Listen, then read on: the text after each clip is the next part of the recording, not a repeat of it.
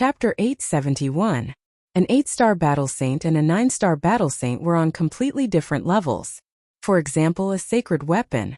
A 9-star battle saint could fully recover with the power of a single person. It could be said that a 9-star battle saint with a sacred weapon was invincible below the battle emperor level. An 8-star battle saint could not do that. Of course, an 8-star battle saint could forcefully recover, but he would definitely suffer a backlash. Therefore, seeing that Yin Wei had successfully become a 9-star battle saint, Qin Feiyang and the rest were very happy, because in this way their overall strength would increase by several times. Did I really succeed? However, Yin Wei felt the surging power in his body and felt as if he was dreaming. He was very clear about his own talent. If he cultivated as usual, it would take at least a few decades or even 100 years to break through.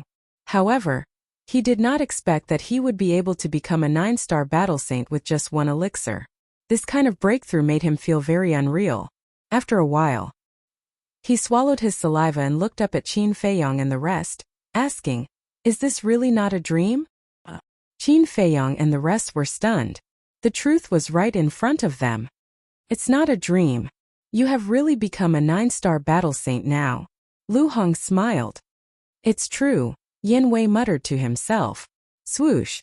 Suddenly, he got up and bowed deeply to Qin Feiyang, saying gratefully, "I'm really grateful. We're all on the same side, why are you so polite?" Qin Feiyang smiled faintly. "We're on the same side." Yin Wei murmured and could not help but feel a surge of warmth in his heart. "Don't be so excited. This is just an appetizer. The real sweetness is yet to come." Fatso chuckled. "What sweetness?" Yin Wei looked at him suspiciously. Fatso did not answer him directly. He turned to look at Qin Feiyang and said, "Now that he has broken through to become a 9-star battle saint, he should be able to unlock the door to his potential." Qin Feiyang nodded. "Door of potential?" Yin Wei's eyes trembled. In this world, the most tempting thing was undoubtedly the door of potential. Even the legendary divine items could not be compared to the value of the gate of potential. But there was a problem. Yin Wei was a 9-star battle sage and needed the assistance of the Emperor's aura to open the door to his potential. The massive central divine kingdom naturally had plenty of battle emperors, but none of them were trustworthy. For a time, everyone couldn't help but frown and fall into deep thought. A moment later, Qin Feiyang's eyes lit up. "I know who to ask for help." "Who?" Everyone looked at him. "Li He," Qin Feiyang said. Fatso was slightly taken aback.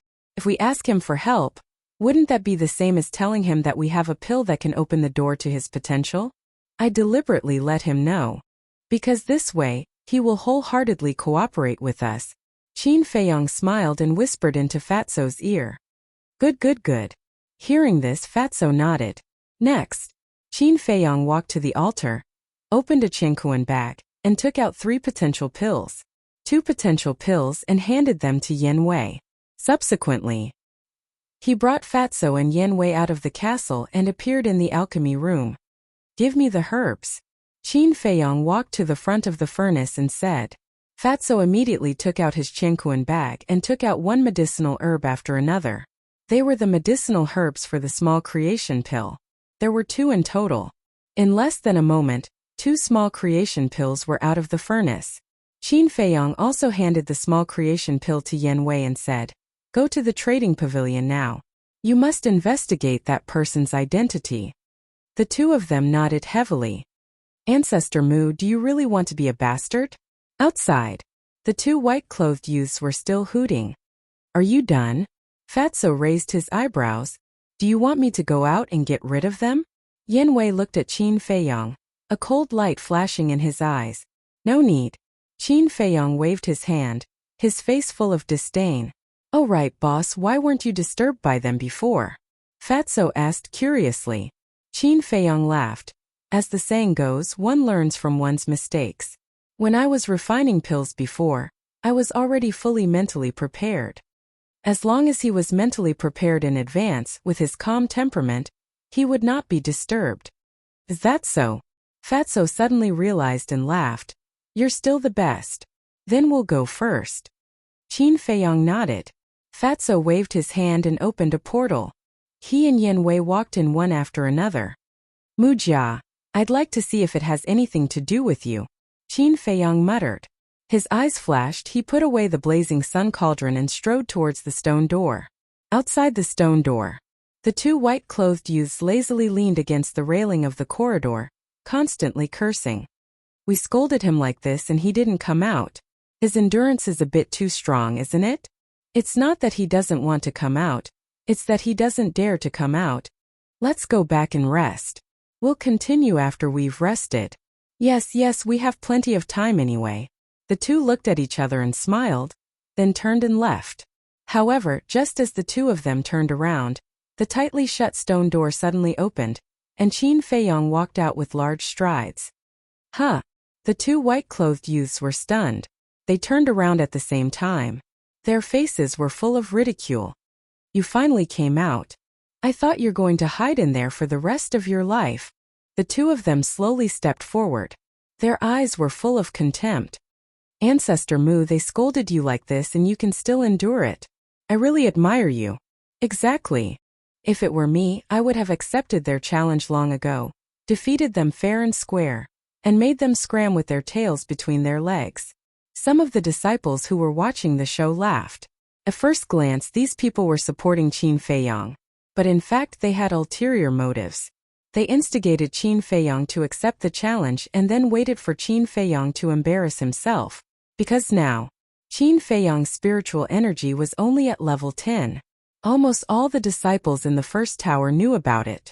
But a person with level 10 spiritual energy was occupying the 10th alchemy room. They felt very unbalanced. Looking at Qin Feiyang again, he didn't even want to look at these people who hid a knife behind their smiles. He glanced at the two white-clothed youths, turned around, closed the stone door, and walked directly to the 9th alchemy room. Why are you so cowardly? Didn't your parents teach you to be a person with integrity? The two of them sneered presumptuously. Qin Feiyang's body stiffened. He stopped walking and turned to look at the two of them. His eyes gradually turned cold. Ayaya! Look at how scary his eyes have become. I'm scared to death. One of the white-clothed youths quickly took a few steps back and patted his chest. However, his eyes were full of ridicule. Qin Feiyang's eyes flashed and said lightly, "Does the main tower allow private fights? Huh? Are they going to fight?" Everyone looked at each other. Someone immediately replied, yes. It's fine as long as no one dies. If you want to fight to the death, you have to go to the fighting arena. Won't anyone die? Qin Feiyang muttered, looked at the two white-clothed youths and said, I don't have time to go to the fighting arena now, so I'll teach you a lesson first. The two of them were stunned. Haha, following that, the two of them laughed, and the disdain on their faces was undisguised. Was this person stupid? A mere 8-star battle saint dared to threaten to teach them a lesson? Boom! Qin Feiyang didn't waste any more words. He raised his hand and pointed at the air. An invisible force suddenly roared out from his fingertips like a raging wave. As soon as it was pointed out, the laughter stopped abruptly. The two white-clothed youths' eyes widened in anger. As a 9-star battle master and a member of the Scorpion tribe, they could naturally judge at a glance that the destructive power of this finger was comparable to a perfect battle art. You can't underestimate it. Get out of the way. The two of them quickly dodged to the side. Boom! That invisible force exploded on the corridor in front of them, creating a deafening explosion. It's a bit strong. Those who witnessed this scene with their own eyes couldn't help but shrink their pupils, and there was some fear in them. The two white-clothed youths also broke out in cold sweat. If they hadn't dodged quickly, they would have been in big trouble. Whoosh! Suddenly, the two of them looked at Qin Feiyang, and a cold light surged in their eyes. In this tower, you're not the only one who has a perfect battle art. Wake up! The two of them roared and waved their hands at the same time. Battle chi emerged, and a destructive wave quickly spread out in the Pill Pagoda. Clang! But at this moment, accompanied by a loud noise, a stone door suddenly opened. As soon as the stone door opened, the entire Pill Pagoda fell into a dead silence. Because this open stone door led to Alchemy Room number 1. Everyone looked at Alchemy Room number 1, and their faces were full of fear. Whoosh! Suddenly, A purple figure rushed out from alchemy room number 1 and landed in front of the 2 white-clothed youths like lightning. Slap! The next moment, 2 loud slaps sounded in this place, and it was particularly ear-piercing. Then, the purple figure took a few steps back, stood in the middle of the corridor, and revealed his true appearance. It was a purple-clothed youth. His skin was like jade, and his black hair was like a waterfall, showing an extraordinary temperament. His 2 eyes were like 2 bright moons, and his whole body exuded a king's aura. Greetings, senior brother Pei. At this moment, everyone who was watching from the outside lowered their proud heads and bowed to the purple-clothed young man. Pei. Qin Feiyong looked at Pei's sadness, and his pupils constricted slightly. This person's aura had reached the peak of the 9-star Battlemaster realm. He could even faintly feel a trace of sage aura from him. It was enough to show that he was half a step into the battle sage realm. Then he looked at the 2 white-clothed youths. There was a striking palm print on their faces. The 2 of them were also stunned by this slap. They couldn't understand why Pei slapped them. I slapped you to let you remember that without my permission, no one can cause trouble in the Pill Pagoda. Pei said indifferently, with a dignified tone that couldn't be disobeyed and a domineering aura of a superior. What about him? He started it first. The 2 white-clothed youths pointed at Qin Feiyong and said angrily, "If you hadn't been shouting here, would he have done it? You started it first, of course you have to pay the price." Chapter 872. Not bad. Qin Feiyong muttered to himself. From this incident, it could be seen that Pei was a person who could distinguish between gratitude and grudges. On the other hand, the 2 young men in white at this moment, they had no choice but to suffer in silence. Seeing that the 2 of them were indifferent, Pei raised his eyebrows and hollered, "What are you waiting for? Get lost." Yes. The 2 of them shuddered and hurriedly responded respectfully before turning around to flee. However, before leaving, the 2 of them glared at Qin Feiyong menacingly without hiding their threatening intentions.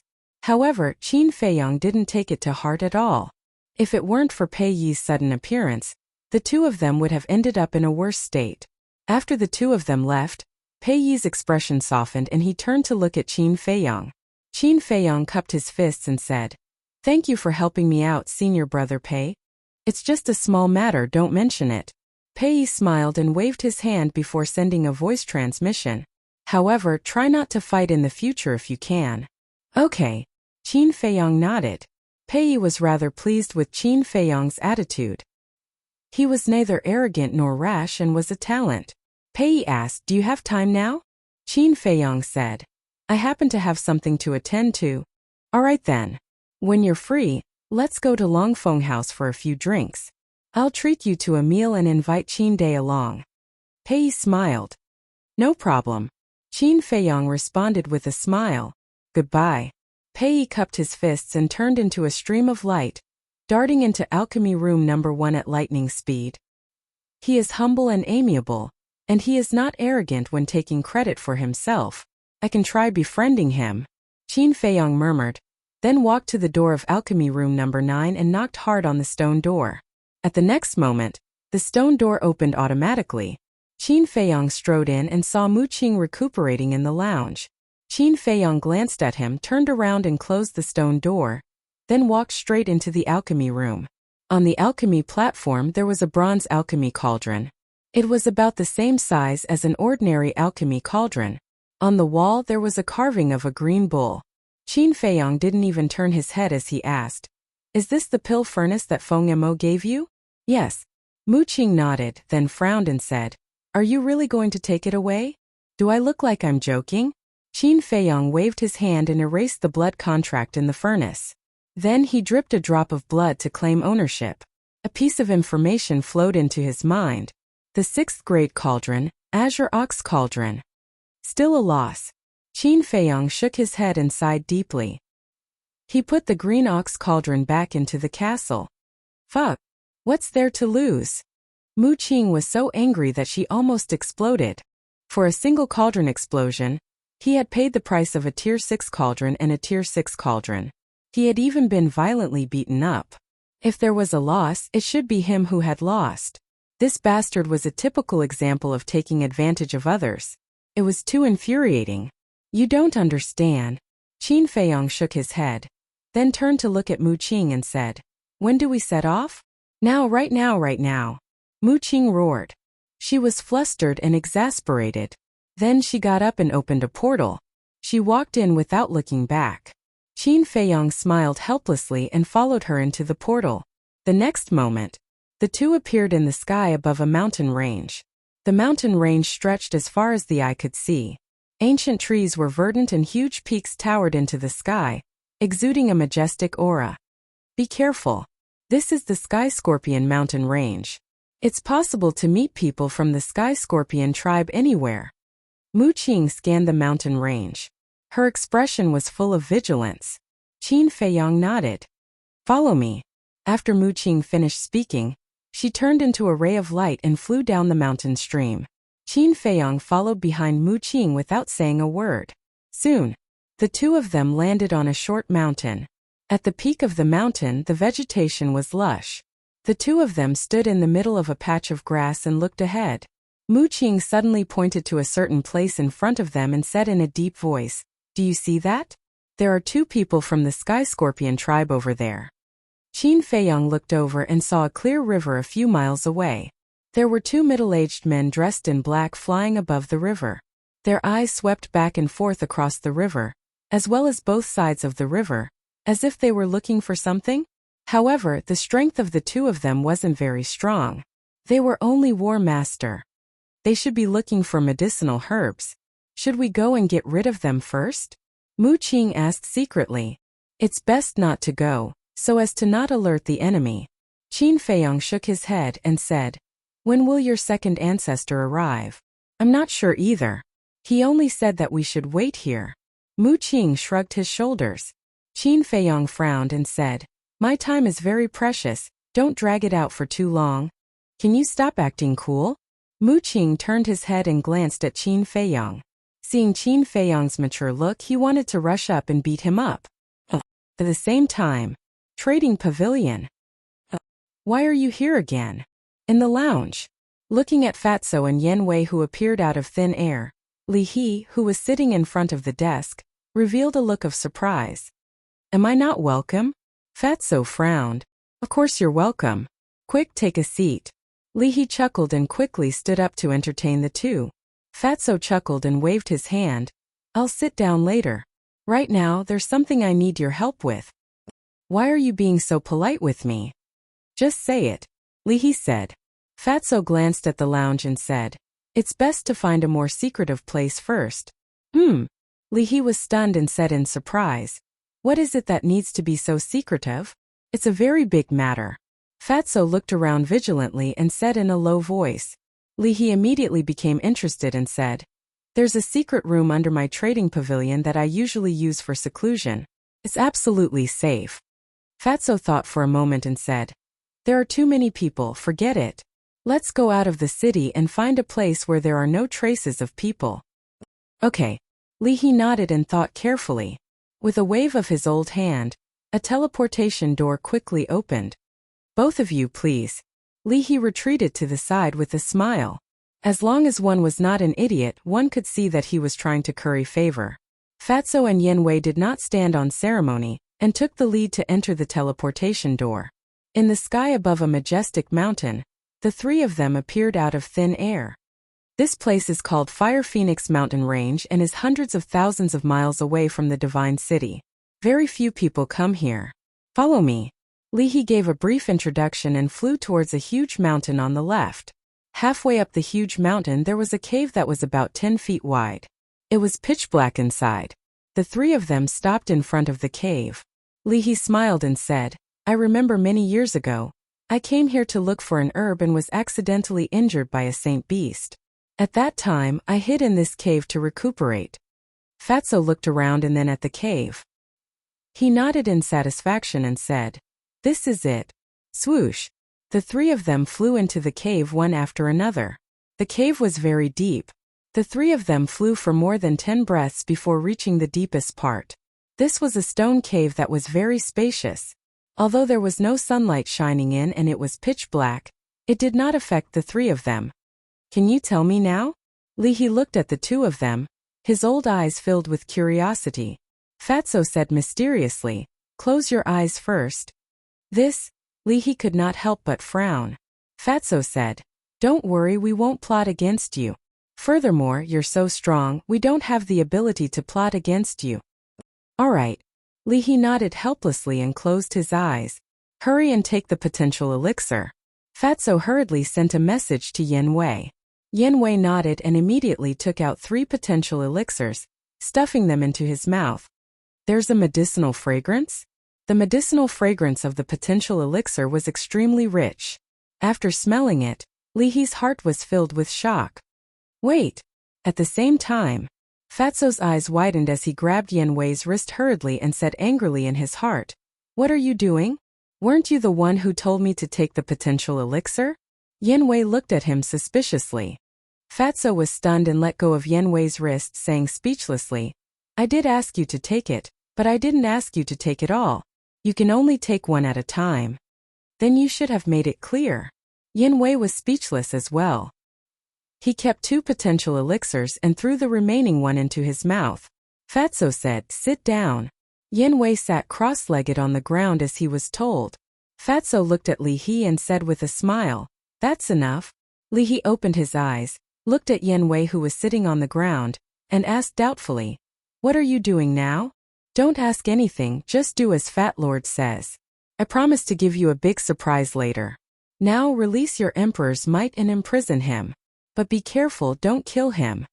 Fatso pointed to Yin Wei and said, release the Emperor's might? Leahy became more and more confused. At this moment, Yin Wei's body began to tremble, and a look of pain crawled onto his face. Obviously, the potential elixir's effect had taken effect. Quick! Seeing this, Fatso hurriedly urged Leahy. Leahy quivered, and the Emperor's might roared out, instantly enveloping Yin Wei. Roar! Just as he was being enveloped by the Emperor's might, Yin Wei suddenly raised his head and let out a beast-like roar, hysterical. His eyes were also completely red. What's going on? Leahy was bewildered. Fatso ignored him and stared at Yin Wei, saying in a deep voice, I've also tasted this feeling before. It's very painful. Living is worse than death. Even though your cultivation is stronger than ours, I'm afraid it's unbearable, but you have to persevere. Otherwise you will explode and die. Explode and die. Leahy's gaze trembled. What were these two doing? Yin Wei could not help but tremble both physically and mentally. He never thought that opening the gate of potential would be so dangerous. He did not dare to let his guard down, gritting his teeth and persevering. After a few breaths, all the pores on his body began to spurt blood, and in an instant, he was covered in blood. That heart-wrenching pain caused his face to contort and distort. After a while, Yin Wei suddenly let out a long howl. The loud howl turned into an invisible sound wave that rushed out of the cave, alarming all the ferocious beasts in the nearby mountains. They soared into the air one after another, looking at the giant peak where Fatso and the other two were, their fierce eyes filled with bewilderment. At the same time, Yin Wei's body also exploded with a dull bang, and the position of his heart also blossomed with a bright light. Good. Successfully opened the first level. Fatso laughed and hurriedly looked at Leahy, saying, quickly retract the Emperor's might. With a thought from Leahy, the terrifying Emperor's might instantly disappeared. Yin Wei also could not wait to take off his clothes and wipe off the blood on his chest. Immediately, a white potential imprint was exposed to Leahy's line of sight. This is, Leahy sized up the imprint, his old eyes full of suspicion. Suddenly, he seemed to have thought of something, and his old body suddenly trembled, saying, could it be? That's right, it's the potential imprint. Fatso chuckled. Leahy's face went blank as he stared at Yin Wei in bewilderment, saying, how did you do it? Yin Wei was still immersed in joy, and instinctively replied, medicinal pill. Boom! The moment these words came out, Leahy was like a bolt from the blue on the spot, his mind rumbling. Medicinal pills to open the door of potential. What kind of joke was this? How was this possible? But suddenly, he thought of the medicinal fragrance he smelled earlier. He swallowed his saliva with difficulty, looked at Fatso and asked, Is it really a medicinal pill? Of course. Fatso nodded. This? Leahy was completely stunned. After being in the transaction pavilion for so many years, what kind of medicinal pill had he not seen? But he had never heard of a medicinal pill that could open the door of potential in the world. This was completely beyond his imagination. What kind of background did this group of people have to actually hide so many shocking medicinal pills? Fatso laughed. How is it? Is this a surprise? Yes, definitely. Leahy nodded repeatedly, looking at Fatso and Suzimo with longing in his eyes. If he could get his hands on such a medicinal pill, coupled with the 9-melody yellow dragon pill, the position of Deputy Pavilion Master of the Transaction Pavilion would definitely belong to him. My boss said that as long as we have a good cooperation, you'll definitely benefit a lot. Fatso chuckled. Our cooperation has to be good. If there's anything in the future, feel free to tell me. As long as I can do it, I'll definitely do it. Leahy patted his chest and vowed solemnly, as though he was dozens of years younger, looking hale and hearty. Fatso smiled smugly and looked at Yen Wei. Hurry and heal your injuries. We'll continue to open the second level later. All right. Yen Wei immediately took out a healing elixir and threw it into his mouth, closing his eyes to heal his injuries. What? It can be opened continuously? Leahy was bewildered. Of course. Fatso nodded. Chapter 873. Fire Phoenix Mountain Range. With the help of Leahy, Yen Wei continued to open the door of potential. Whether it was talent or body, they were all undergoing earth-shaking changes. At the same time, Scorpio Mountain Range. Qin Feiyong and Mu Qing stood side by side at the peak of the short mountain, looking around vigilantly. Swish! Suddenly, an old figure silently appeared behind them. It was an old woman, wearing a pitch-black robe, skinny and with a trace of fierceness on her wrinkled face. It was the previous housekeeper of the Mu family, Mu Li. Greetings, young master. After the black-robed old woman appeared, she glanced at the mountain range in front of her and bowed to Mu Qing. You're here. Mu Qing turned and looked at the black-robed old woman with a smile. The black-robed old woman nodded. Qin Feiyong also slowly turned around. The moment their eyes met, there was an invisible collision that caused sparks to fly. Then, Qin Feiyong glanced behind the black-robed old woman and frowned. You came alone? Although the strength of the Scorpio tribe is not as good as my Mu family, it is still a super tribe. With this old woman's strength, I can't get rid of them. So of course it's impossible for this old woman to come alone. The black-robed old woman said expressionlessly, as if she didn't like Qin Feiyong. What about the others? Qin Feiyong asked. As for the black-robed old woman's attitude, he directly ignored it. What's the hurry? The black-robed old woman glanced at him indifferently, then at the mountain range in front of her, and said, Wait for me here. After saying that, the black-robed old woman turned into a stream of light and flew away like lightning. Above the river, the two middle-aged men of the Scorpio tribe were still there. Whoosh! Almost in the blink of an eye, the black-robed old woman descended above the two men. With a wave of her old hand, she directly erased the two men. Everything happened in an instant, and the two men didn't even have time to call for help. Then, the black-robed old woman cut through the sky again and rushed in another direction. Soon, she had returned, and her entire body was filled with a shocking murderous aura. The people of the Scorpion tribe nearby have all been killed by this old one. This old one will inform the second ancestor. After saying that, the black-robed old woman took out an image crystal. The next moment, a purple-clothed old man appeared. It's the Mu family's second ancestor. The black-robed old woman bowed and said, Greetings, second ancestor. The obstacles have been cleared. Well done. Mujia's second ancestor nodded, and the shadow dissipated. In less than 3 breaths, Mujia's second grandmaster appeared. He stood above the heads of Qin Feiyong and the other two, gazing into the depths of the mountain range, his old eyes flashing with a cold light. Swish! After the Mu clan's second forefather, more and more silhouettes began to materialize in the void. There were a total of 30 people, and they were all well-built men. They were also wearing the same black robes, and the aura they exuded was unfathomable. Greetings, young master. These 30 well-built men, after bowing to Mu Qing, looked at Qin Feiyong. Mu Qing glanced at Qin Feiyong and chuckled. Did you see that? Each of them has the cultivation of a war emperor. Qin Feiyong's pupils contracted. 30 war emperors were sent out at once. This Mu clan's foundation was too terrifying. Are you scared? Let me tell you, this is only the tip of the iceberg of my Mu clan. Mu Qing said proudly. What do you want to say? Qin Feiyong raised his eyebrows. What I want to say is, before going against my Mu clan in the future, it's better to weigh yourself first. Mu Qing laughed secretly. Weigh. The corner of Qin Feiyong's mouth lifted, and a trace of ridicule could not be removed. The Mu clan's foundation indeed made him panic, but he had never put Mu Qing in his eyes. We can act now. At this time, the Mu clan's second forefather retracted his gaze and looked at the 30 well-built men. You guys spread out and surround the Scorpion tribe. Don't let even a fly escape. Yes. The 30 burly men responded respectfully, then turned into streaks of light and flew off in different directions. The Mu clan's second forefather looked at the black-robed old woman and said, You go to the Scorpion tribe's medicine field. Okay. The black-robed old woman nodded and rushed to the east of the mountain range. Medicine field? Qin Feiyong was stunned and secretly asked Mu Qing. The Scorpion tribe has a medicine field. Of course. Every tribe in the Central Divine Kingdom has its own medicine field. Among them, the top 10 tribes have the largest medicine fields and the most varieties.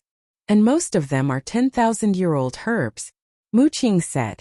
After hearing this, Qin Feiyong immediately calculated in his heart. Mu Qing looked at him and suddenly a trace of vigilance crept up on her face, asking, What do you want? Nothing. Qin Feiyong shook his head. One must know how to be content. Don't think about things you shouldn't think about. The Mu clan's second forefather also glanced at Qin Feiyong and said faintly with a clear threat in his tone. Then, he rolled up Qin Feiyong and flew straight to the depths of the Scorpion mountain range. Content. If I don't get some benefits, wouldn't this trip be in vain?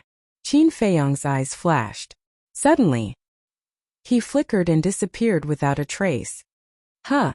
The Mu clan's second forefather suddenly braked and stopped in the void.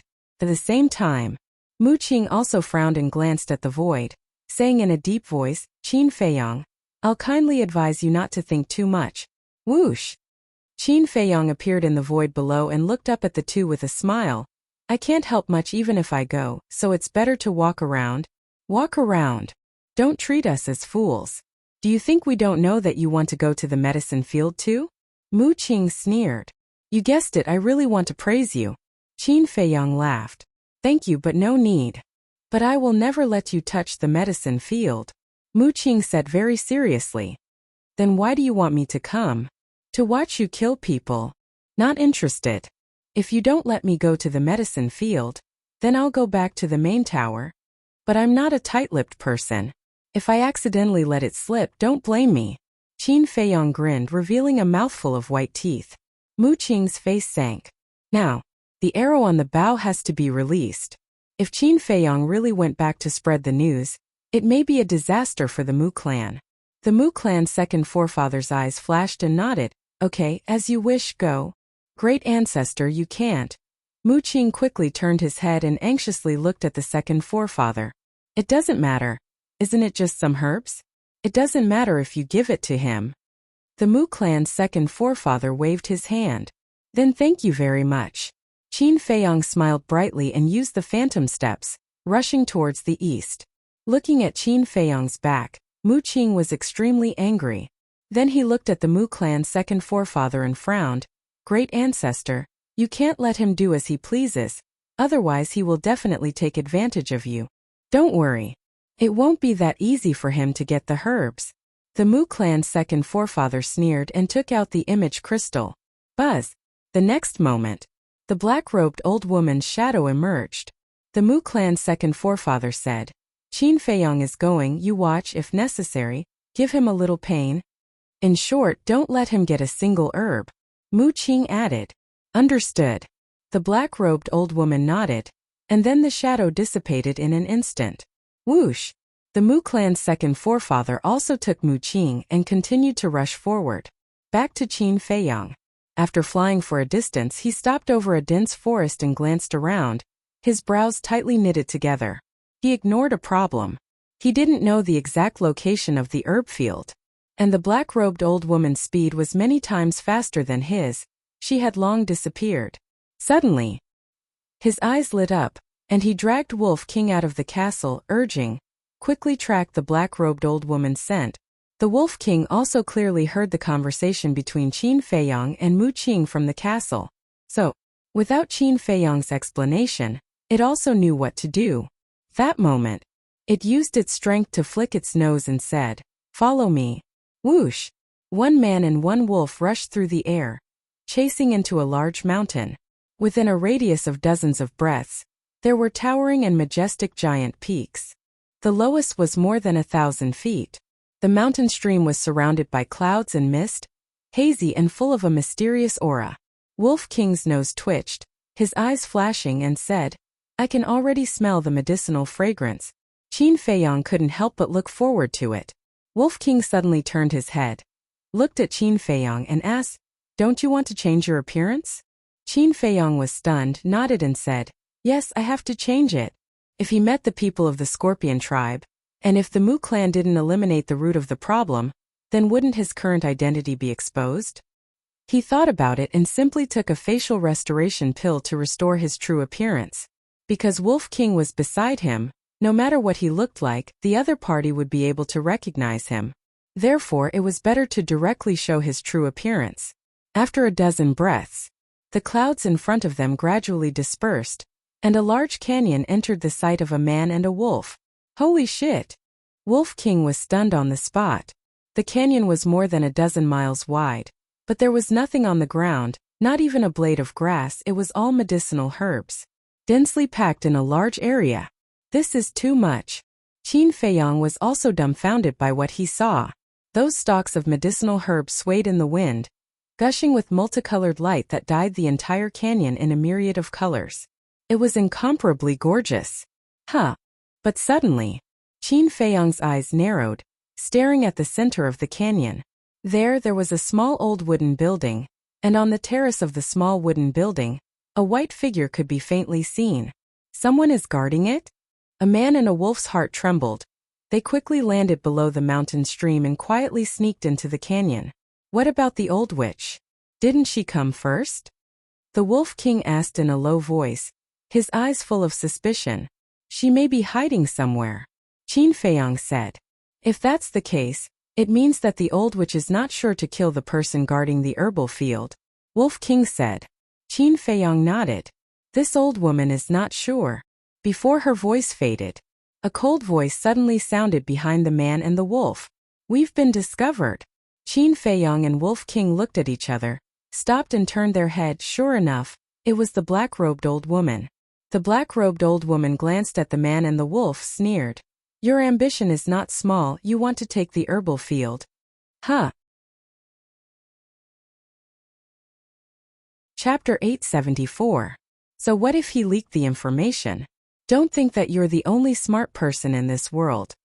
The black-robed old woman smiled disdainfully. I really didn't realize that you're that smart. Qin Feiyang laughed. The black-robed old woman's eyes darkened slightly. What? You want to fight? Then you'd better think about it. Putting aside our cooperation, as long as you make a move, the person guarding the herb field will immediately sense your aura. At that time, not to mention the herbs, you might not even be able to keep your life.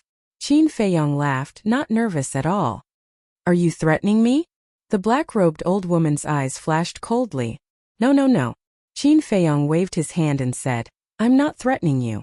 I'm just giving you a piece of advice. Then I'll also give you a piece of advice. You'd better leave immediately, or you'll have to bear the consequences. The black-robed old woman said.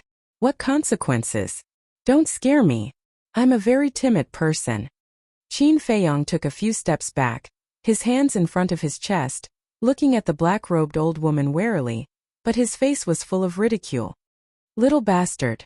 Let me tell you, as long as I'm here, you won't get a single herb. The black-robed old woman gritted her teeth, her hands tightly clenched together. At this moment, she couldn't wait to rush up and kill Qin Feiyang. That's not necessarily true. Qin Feiyong pursed his lips and smiled, saying, I don't want to talk nonsense with you. The herbs here will each take half. Why? The black-robed old woman was so angry that she laughed. She really had an impulse to hit someone. What do you think? Qin Feiyong laughed. I really don't see how you can threaten me. The black-robed old woman sneered. In her view, Qin Feiyong was just bluffing. You're not just an ordinary idiot. Take a guess. What do you think will happen if I yell now? Qin Feiyong laughed. The black-robed old woman frowned. Suddenly, she seemed to have thought of something and her body stiffened. If that was the case, the people guarding the herb field would have noticed it immediately. Qin Feiyong said, Do you think I have the right to threaten you now? You. The black-robed old woman gnashed her teeth. Shoo. Don't be angry. If you accidentally expose your aura, you'll be in big trouble. Qin Feiyong made a shushing gesture and laughed in a low voice. The black-robed old woman's pupils constricted as she swept her gaze over Qin Feiyong and Wolf King. A moment later. In the end, she compromised and nodded. All right, we'll split it in half. That's right. We could have discussed this peacefully. Why did you have to make things so awkward? Qin Feiyong smiled. Humph. The black-robed old woman snorted and turned around, heading towards the canyon. Qin Feiyong and Wolf King looked at each other and quickly chased after him. Very quickly. The two men and the wolf arrived at the bottom of the canyon and climbed up to the peak on the left. They lay in the grass and restrained their aura as they looked at the small wooden building in the middle of the canyon. From here, they could clearly see the true appearance of the person on the balcony. It was an old man who was over 70 years old. His hair was white and his body was stooped. However, his aura was like a vast ocean, unfathomable. It's him. The black-robed old woman frowned. Who? Qin Feiyong and Wolf King looked at her in surprise. The great elder of the Scorpion tribe. He has the cultivation of a 5-star war emperor. I'm not his opponent. You have to think of a way to lure him away. The black-robed old woman said in a deep voice. Qin Feiyong was startled and said with a flattering smile, Me lure him away? Are you kidding me? The black-robed old woman frowned. You have the castle to hide in, what are you afraid of? I'm not afraid of him, but I'm afraid of you. Do you think I don't know what you're thinking? When I lure him away, you'll take the opportunity to collect the herbs in the medicine field. At that time, I won't be able to get a single one. Qin Feiyong said. The black-robed old woman was a little angry. How could this person be so shrewd? She asked. Then what do you think we should do? Don't you already have an idea in your heart? Why are you still asking me? Qin Feiyong said. Didn't you say I'm stupid? What idea can I have? The black-robed old woman's eyes flashed and said lightly, Don't pretend. You haven't made a move yet. Isn't it because you're waiting for your second ancestor to make a move? Qin Feiyong sneered. The black-robed old woman raised her eyebrows and immediately fell silent. Little Qin Zi, what do you mean by waiting for their second ancestor to make a move? Wolf King looked suspiciously at the black-robed old woman and secretly asked. It means that as long as the second ancestor of the Mu family makes a move, the great elder of the heavenly clan will definitely leave the medicine field and go to the tribe to support. And when this person leaves, these herbs will be ours, right? Qin Feiyong secretly laughed. So that's how it is. Wolf King murmured, thought for a moment and said, It doesn't seem right. What's wrong? Qin Feiyong asked. Now this old witch doesn't dare to do anything to us because of the great elder. But if he leaves, this old witch won't have any worries, right? At that time she will seriously injure us or use her pressure to imprison us, then we can only watch her loot these herbs, right? Wolf King said. Not bad, you know how to think about problems. Qin Feiyong laughed. Wolf King said disdainfully. TSK, I just don't like to use my brain. Do you really think I'm an idiot? Good, you're smart, I underestimated you. I also thought about your problem. And this old witch will definitely do as you said. So, I have already made a plan. Qin Feiyong said. What plan? Wolf King was curious. You'll know later. Qin Feiyong smiled mysteriously. He can't compare to the Mu family's strength, but in terms of brains, he is confident that he can play around with them. The conversation between the man and the wolf was carried out in secret, so the black-robed old woman didn't know. At this moment she was also calculating in her heart. In short, both of them have their own ulterior motives. At the same time, in the center of the Sky Scorpion Mountain there is a huge city. Tall buildings, majestic and tall, exuding an ancient aura. In front of the city there is a plain. On the plain there is a layer of green grass. There are no towering ancient trees, nor birds and beasts, but there is a group of young people practicing martial arts seriously. There are also a few old people teaching them. On one side there is an ancient stone tablet, engraved with 4 bold words. Sky Scorpion Tribe. On the top of the stone tablet, there is a sky scorpion totem carved, vivid and lifelike. You can even feel an astonishing murderous aura from the totem. That's right. This is the base camp of the Sky Scorpion Tribe. Whoosh! Suddenly, there is a sound of breaking air in the distance. One of the slightly older old men frowned slightly, apparently already aware of it, and looked up. In the distance there are 2 figures breaking through the air like lightning. Who is it? The other old men also noticed the 2 figures, and a trace of surprise crept into their old eyes. Whoosh! The 2 figures are very fast, almost in the blink of an eye, they arrived in the sky above the plain. After revealing their true appearance, the eyes of the old men on the plain suddenly trembled. Because these 2 people are the Mu family's second ancestor and Mu Qing. And Mu Qing has also restored her true appearance. The older old man quickly retracted his gaze, looked at the young men who are practicing martial arts, and whispered, "Children, go back quickly." The group of young men suspiciously looked at Mu Qing and then rushed towards the city like a swarm of bees. When the group of young men entered the city, the older old man breathed a sigh of relief, raised his head to look at the Mu family's second ancestor, and cupped his hands. "Greetings to the Lord. May I know why the Lord has come to our Sky Scorpion tribe?" The other old men also bowed one after another. Their expressions were extremely respectful, and there was a trace of fear that can't be dispersed. However, what responded to them was the arrival of death. The Mu family's second ancestor waved his hand, and a terrifying pressure emerged, roaring towards them like a torrent. Before they could figure out the situation, they were smashed by the pressure, and not even their bones were left. What's the situation? This move is undoubtedly like poking a hornet's nest. One figure after another like meteors constantly swept out of the city. Some stood on the city wall. Some stood in the sky above the city. But when they saw the Mu family's second ancestor, everyone's face crawled with panic.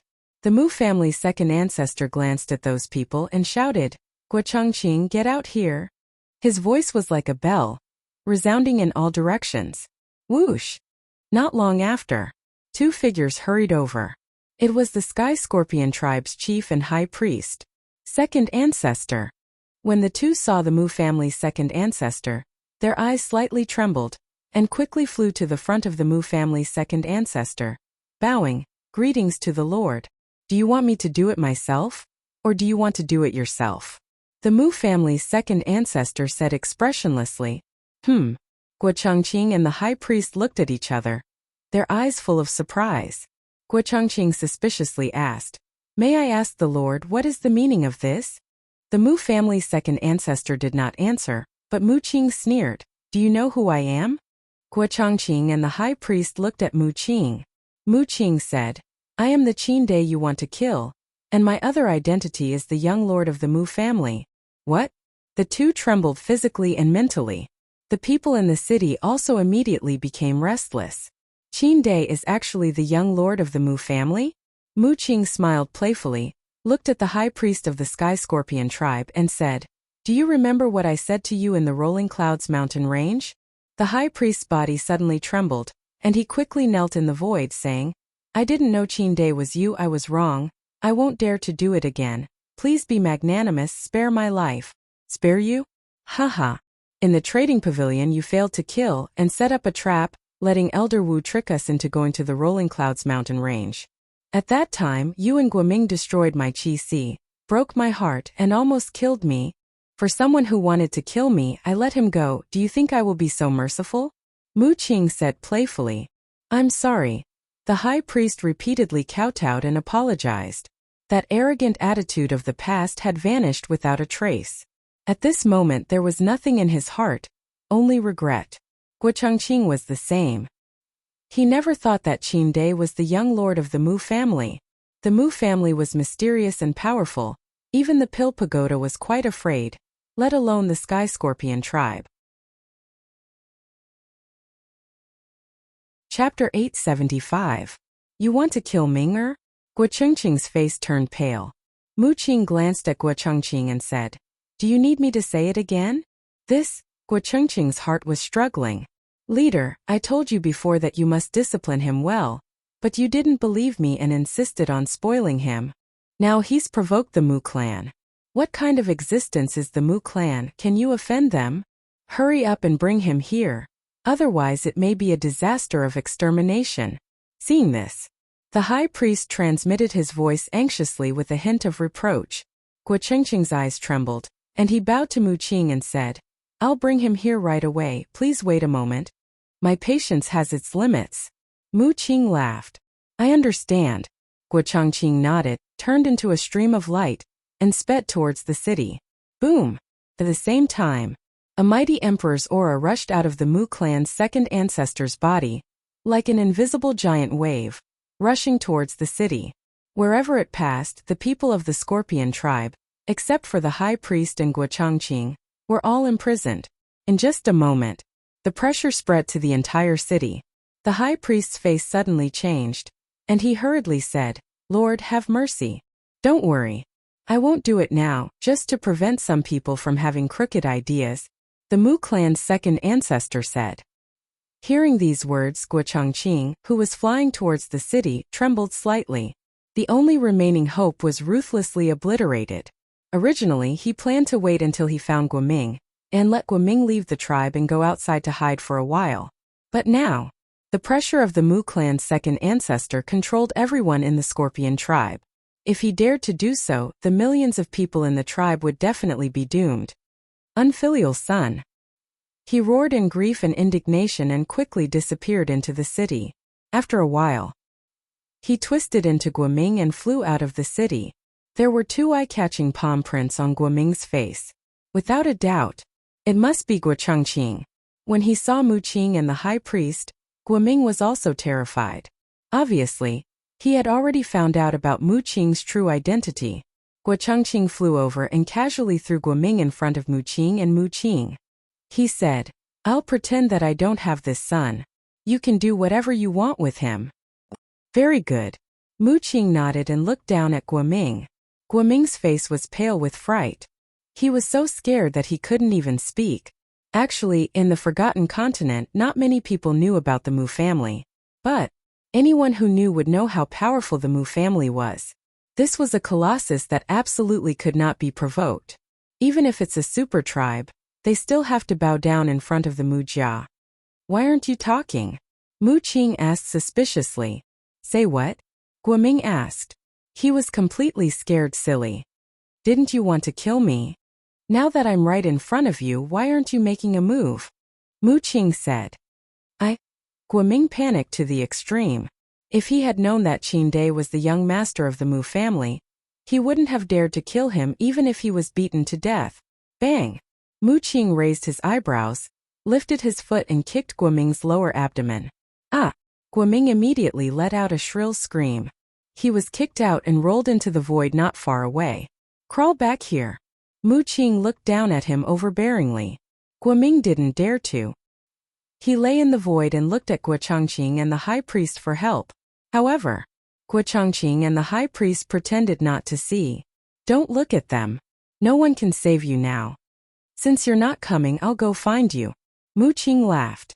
As he spoke, he took out a dagger. As he walked towards Guoming, he stretched out his hand and gently rubbed the blade. His attitude was extremely arrogant.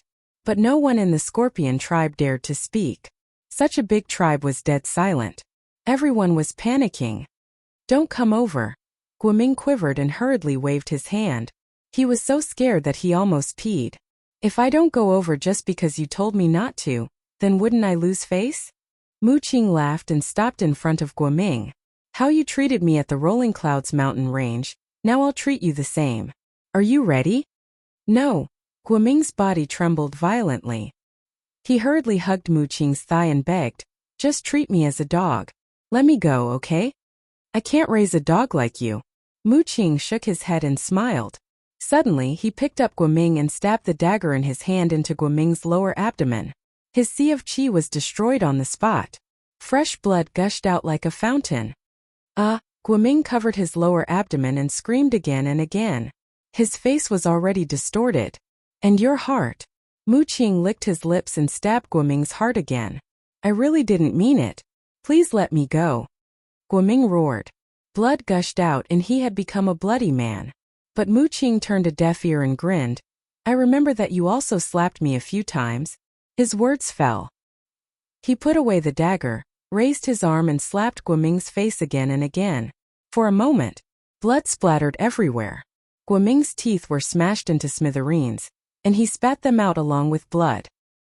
At the same time, Grand Canyon, Qin Feiyang, Wolf King, and the black-robed old woman were all looking in the direction of the Scorpion tribe, because they had all sensed the pressure of the Mu family's second ancestor. 2 people and 1 wolf could sense it. The great elder of the Scorpion tribe naturally could also sense it. At this moment, the great elder stood on the balcony of the small wooden house and looked in the direction of the tribe. His old eyes were full of surprise. Qin Feiyang suddenly thought of something. He retracted his gaze and looked at the great elder. Then he looked at the black-robed old woman and asked in a low voice, Old witch, what's your cultivation? What did you call me? The black-robed old woman angrily said. Qin Feiyang said, Old witch, is that wrong? The black-robed old woman gritted her teeth and said, Boy, when the cooperation is over, I promise to kill you with my own hands. Qin Feiyang impatiently said, We'll talk about it when the time comes. First answer me, what's your cultivation? What do you want to do? The black-robed old woman frowned. Qin Feiyang said, I want to see if you're as strong as I imagined.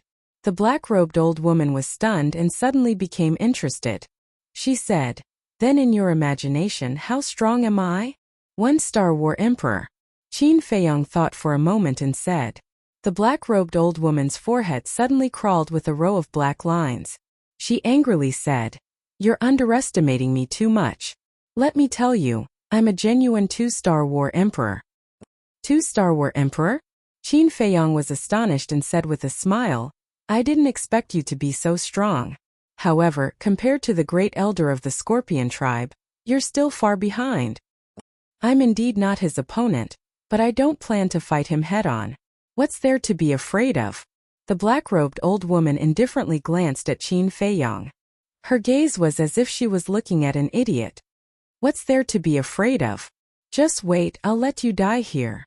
Qin Feiyang mumbled as a shocking murderous intent flashed in the depths of his eyes.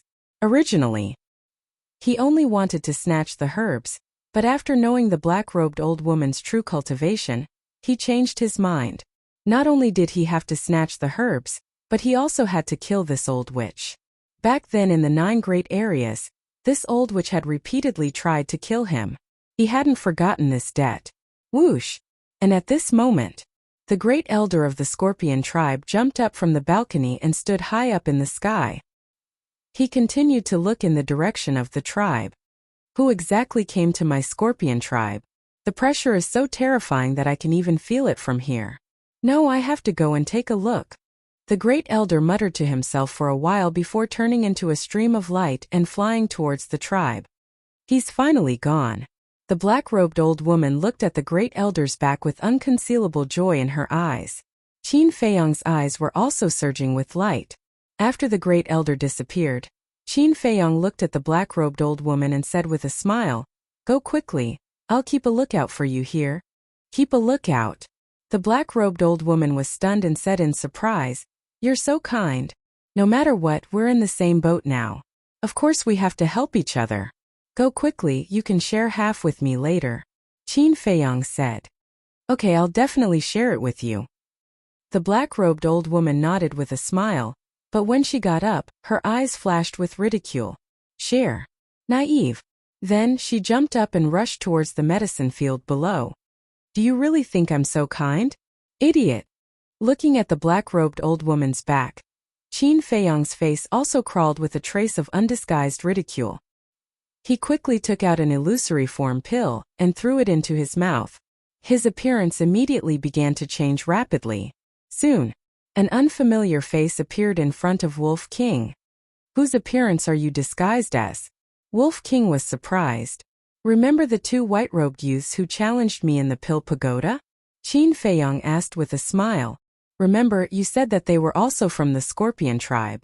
Wolf King nodded.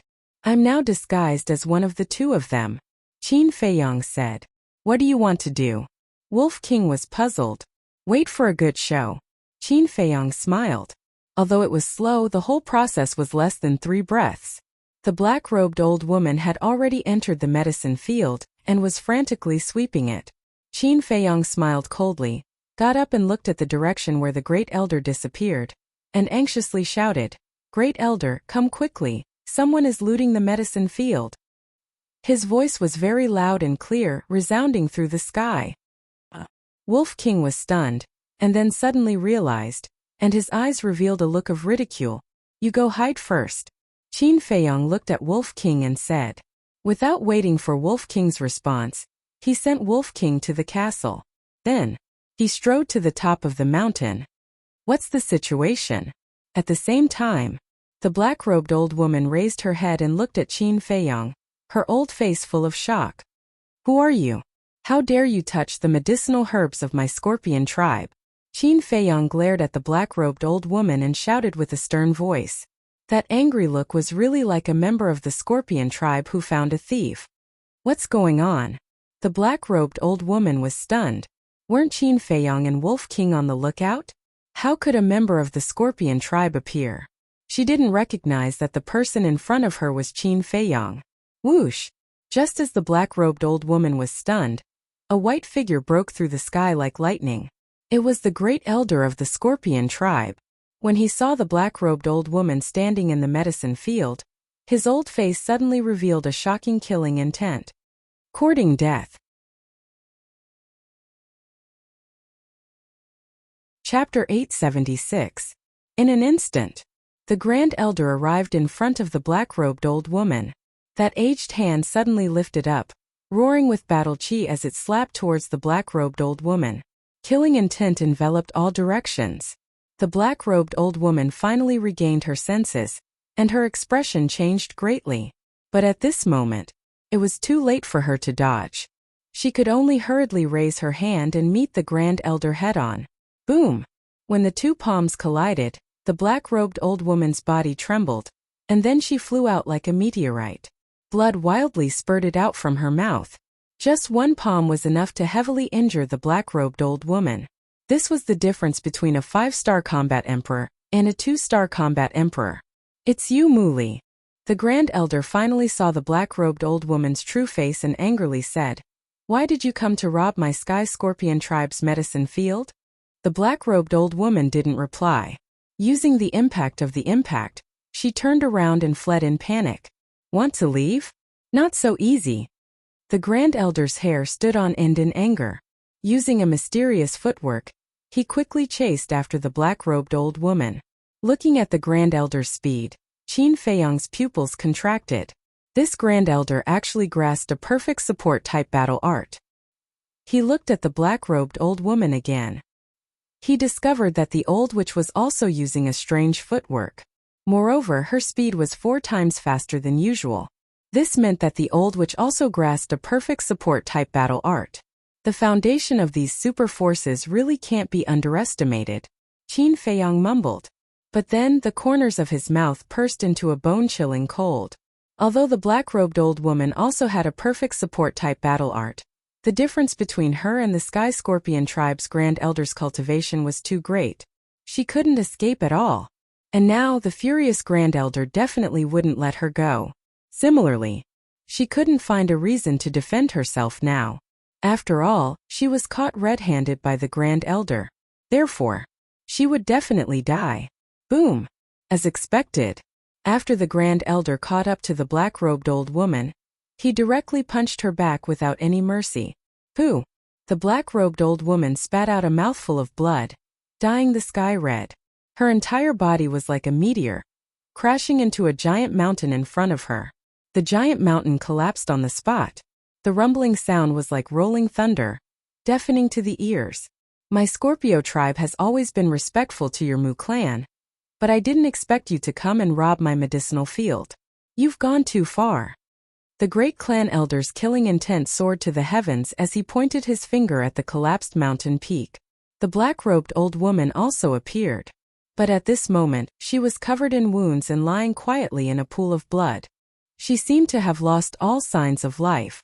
The great clan elder glanced at her, then turned around and landed in front of Qin Feiyang. The anger on his face dissipated quite a bit, and he said with a smile, "Fortunately you discovered it in time, otherwise our losses this time would be great." Yeah. Qin Feiyang nodded, but he was still a little nervous. After all, his opponent was a 5-star combat emperor. If they found out that he was an imposter, it would be disastrous. "Oh right, aren't you in the main tower? Why did you suddenly come back?" The Grand Elder looked at Qin Feiyang suspiciously. "Recently, I've been refining a kind of medicinal pill. I need a few 10,000-year-old herbs, so I came back to see if there are any in the medicinal field." Qin Feiyang calmly said. "What herbs? You don't have any in the main tower?" The great clan elder asked. Qin Feiyang was a little annoyed. Why does this old man have so many questions? Bang! But at this time, an earth-shattering loud noise came from the distance. Huh! Qin Feiyang and the great clan elder looked up at the same time. The loud noise came from the direction of the Scorpio tribe. It seems that they've already made their move. Qin Feiyang's eyes flashed. Then he turned to look at the great clan elder and asked, "What's the situation?" This old man doesn't know. Just now, this old man has already felt a terrible pressure. The great clan elder said. "Pressure? Who dares to make trouble in my Scorpio tribe?" Qin Feiyang was surprised. "This old man will go and take a look, you find the herbs you need and immediately return to the main tower." The great clan elder said. "Okay." Qin Feiyang nodded. Then he looked at the black-robed old woman's body and said, "What should we do with her?" "Don't touch her body. After dealing with the tribe's affairs, this old man will take her and personally go to the Mujia. Let the Mujia give this old man a reasonable explanation." The great clan elder's eyes flashed coldly. Then he turned into a stream of light and quickly flew away. Phew! Looking at the great clan elder's departure, Qin Feiyang finally breathed a sigh of relief. Because he really didn't know how to answer the great clan elder's question.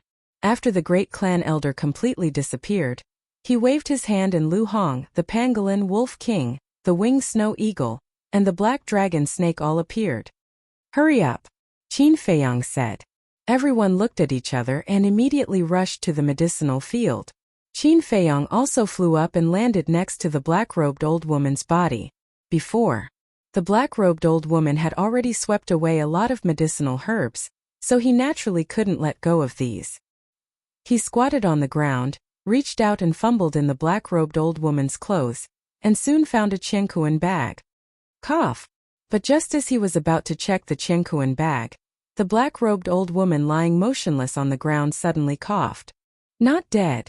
Qin Feiyang's face changed, quickly stepped back a few steps, looking at the black-robed old woman in surprise. After a burst of coughing, the black-robed old woman's eyelids moved. She's really not dead, her life is so hard? Qin Feiyang was surprised. Suddenly, his eyes flashed coldly, took out the Chong Shui, rushed forward and stabbed the black-robed old woman's sea of qi. The black-robed old woman screamed in pain, immediately opened her eyes, stared at Qin Feiyang with resentment and roared, "You damned little bastard, I'm going to kill you." Qin Feiyang had not recovered his true appearance, so the black-robed old woman did not know that the young man squatting in front of her was Qin Feiyang. "Kill me?" Qin Feiyang slowly got up and said, "Now that your sea of qi has been destroyed and the Qiankuan bag is in my hands, what do you have to kill me?" Hearing it, the black-robed old woman's heart sank. "Right, look at my memory, you don't seem to know who I am." Qin Feiyang patted his head, took out a facial restoration pill, and threw it into his mouth. Soon, a familiar face appeared in the black-robed old woman's line of sight. "It's you." The black-robed old woman's eyes trembled. "That's right, it's me. You didn't expect that you would be tricked by me so miserably?" Qin Feiyang grinned, revealing a mouthful of white teeth. "Damn it, we are now in a cooperative relationship." The black-robed old woman angrily said. "So what? Anyway, sooner or later we will fall out, so it's better to find an opportunity now and kill one first. What's more, I also know that you will certainly not share the medicinal herbs with me. In that case, I can only rely on my own ability to rob. Now all the medicinal herbs here are mine. Qin Feiyang laughed. The black-robed old woman glanced at Lu Hong and the others who were frantically sweeping the place, gritted her teeth and said, "The second ancestor will not let you go. Don't worry. Your second ancestor will not know that I killed you. When the time comes, I will tell him that the great elder of the Scorpion tribe killed you. Moreover, even if he knows, I don't care. Don't take yourself too seriously. You are just a housekeeper. The Mujia will not hurt me because of you." Qin Feiyang laughed, rubbing Chang Shue's blade. His eyes flashed with killing intent. "What do you want to do?" Seeing this, the black-robed old woman hurriedly shouted. Her blood-stained face was full of panic. Qin Feiyang grinned and said, "What do you think I want to do?" "Don't kill me." The black-robed old woman panicked. She never thought that one day she would beg Qin Feiyang for mercy. Qin Feiyang was stunned and jokingly said, "Then give me a reason not to kill you." The black-robed old woman hesitated. She really couldn't find a reason for a while. "How about this? If you are willing to tell me the origin and details of the Mujia, I can spare your life." Qin Feiyang said. "Then you'd better kill me," the black-robed old woman said. Her eyes were filled with a determined light. "Well, as you wish." Qin Feiyang's eyes were stunned. His big hand suddenly waved. The Chang Shui in his hand, like a sharp arrow, instantly went into the black-robed old woman's eyebrows. With a mournful scream, the black-robed old woman died on the spot. This time she really died. Qin Feiyang looked down at her, his eyebrows tightly knitted together. She would rather die than tell him the details of the Mujia. What secret is this Mujia hiding? Shua. This time, Wolf King came to Qin Feiyang's side and said, "Did you get anything?" Qin Feiyang shook his head. "It seems that we have to rely on Fatso and Yinwei to investigate." After saying this, the Wolf King continued to sweep through the medicinal herbs. Qin Feiyang bent down and pulled out the Chang Shui, then took out the black-robed old woman's Qingkuan bag to check. He wanted to see if he could find any information about the Mujia in this Qingkuan bag. But in the end, he was disappointed. In this Qingkuan bag, except for various herbs, pills, gold coins, and some ordinary weapons, there was nothing else. Boom! Gotcha!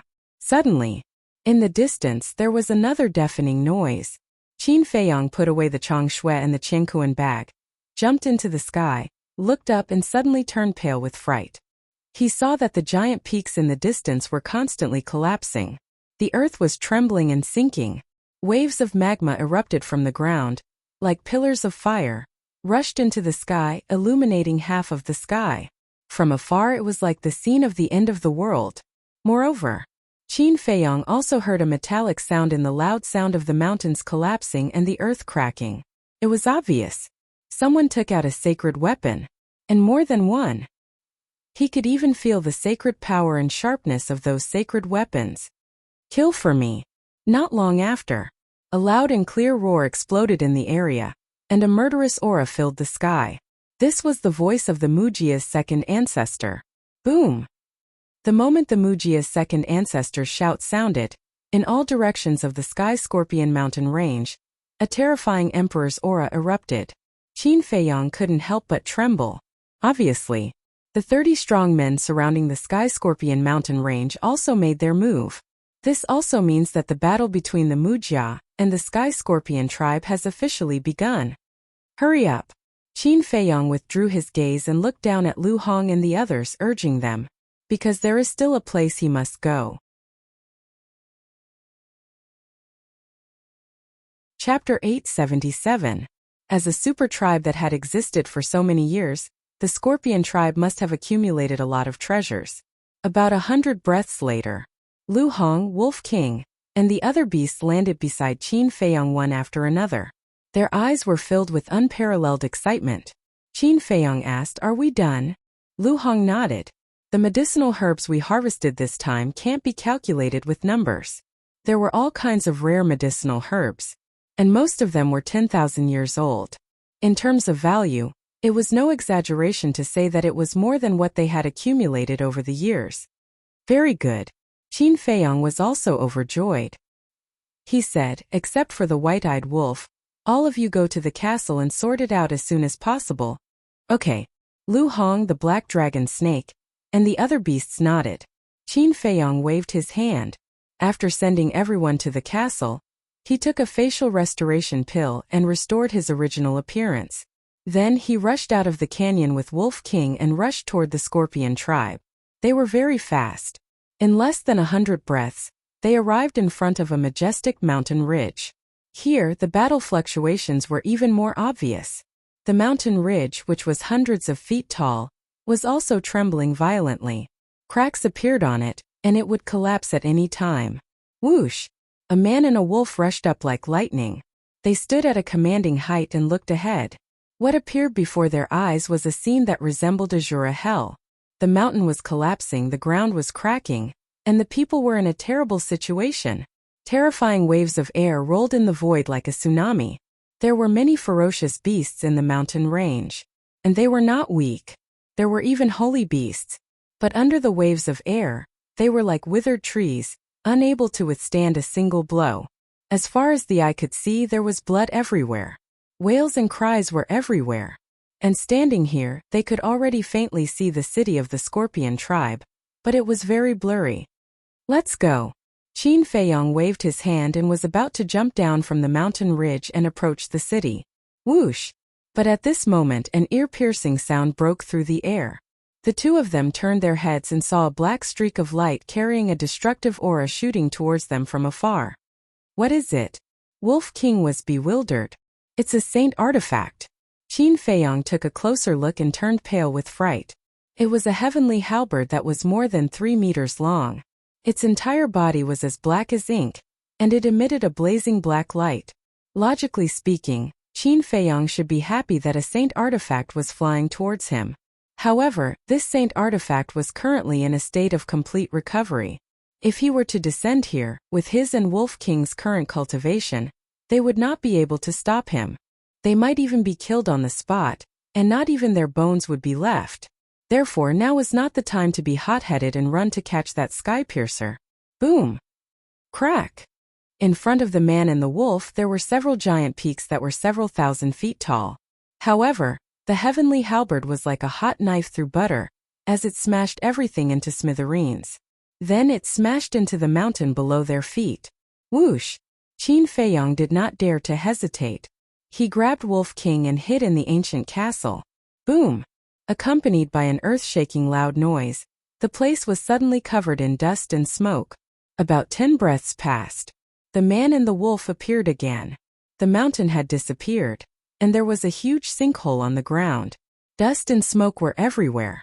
Qin Feiyong waved his sleeves, and a gust of wind suddenly rose in this place. The dust and smoke were quickly blown away. Next, the man and the wolf looked at the bottom of the sinkhole.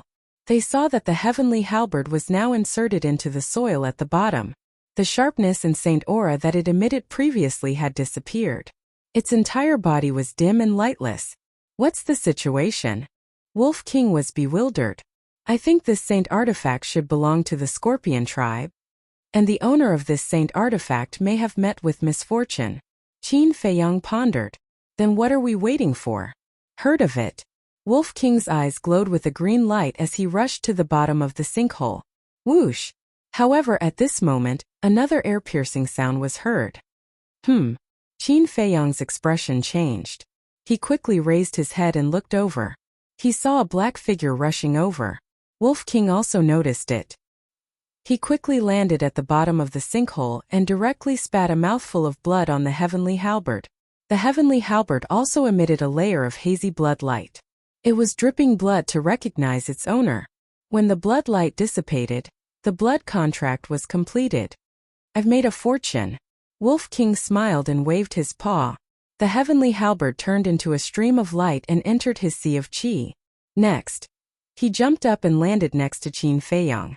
He looked up at the black figure. There was a trace of vigilance between the man and the wolf. As the distance got closer and closer, Qin Feiyong and Wolf King finally saw the man's true face. It was a strong man in black. His body was covered in blood and filled with an astonishing murderous aura. but they couldn't find a single wound on his body. Obviously, the blood was someone else's. Qin Feiyong and the Wolf King also secretly heaved a sigh of relief, because this man was not from the Scorpio tribe. He was one of the 30 strong men of the Mujia. The strong man in black also found Qin Feiyong and Wolf King. Whoosh! He landed in front of Qin Feiyong and looked at the sinkhole next to him. Did you see a heavenly halberd flying over? The man and the wolf were shocked. It turned out that this man was chasing after the heavenly halberd. What heavenly halberd? I didn't see it. The man and the wolf shook their heads at the same time. You didn't see it? But why do I feel the aura of a sacred tool here? The strong man in black was suspicious. He seemed to suspect that Qin Feiyong and Wolf King were lying. What? That heavenly halberd is a sacred tool? Wolf King pretended to be surprised and then angrily said, What do you mean? Are you suspecting that we stole your sacred tool? Then he added, Don't you know that we also have sacred tools? Don't be rude, Qin Feiyong reprimanded. Soon after, he looked at the black-clothed brawny man and said with a smile, Not long ago, we encountered a member of the Scorpion tribe. His strength was slightly stronger than ours, so we took out our saint artifacts to fight with him. This crater was created during our fight. Is that really the case? The strong man in black murmured. Of course, he also knew that Qin Feiyong had 2 sacred tools. Among them, the heavenly thunder sword originally belonged to the Mujia. But now, except for the sacred tool and Qin Feiyong's aura, he didn't sense anyone else's aura. This Mujia's people are really not easy to fool. Qin Feiyong's eyes flashed slightly. He hurriedly changed the topic. What's the situation of the Scorpio tribe? The overall situation is under control. The strong man in black only said this sentence, showing a full domineering aura. Qin Feiyong nodded and said, Although the situation is under your control, you still have to be careful. Don't let any of them escape. You can rest assured. With the second ancestor here, not to mention the people of the Scorpio tribe, even a fly can't escape from the Scorpio mountain range. The strong man in black said confidently, That's good. Qin Feiyong pretended to be relieved. In fact, whether this matter was exposed or not, it didn't have much to do with him. Because, from entering the Scorpio mountain range until now, except for the people of the Mujia, the people of the Scorpio tribe had never seen him. In other words, the Scorpio tribe didn't know that he existed. So, even if this matter was exposed, the Pill Tower and other tribes would only look for the Mujia and not him. You really didn't see the halberd? The strong man in black asked again. Are we that untrustworthy? We really didn't. Qin Feiyong smiled bitterly. Well, you guys be careful, the black-clothed brawny man said, then turned around and flew away. Qin Feiyong seemed to think of something and asked loudly, By the way, what is Mu Qing doing now? The young master went to the treasure house of the Scorpio tribe. The strong man in black answered without looking back. Damn! He's 1 step ahead of us, Wolf King said angrily. If we can think of it, he must have thought of it too. Qin Feiyong sighed deeply. Mu Qing went to the treasure house. It was meaningless for them to go now, because by the time they rushed there, Mu Qing would have already swept away everything. However, even if they didn't get the treasures in the treasure house, they didn't lose too much.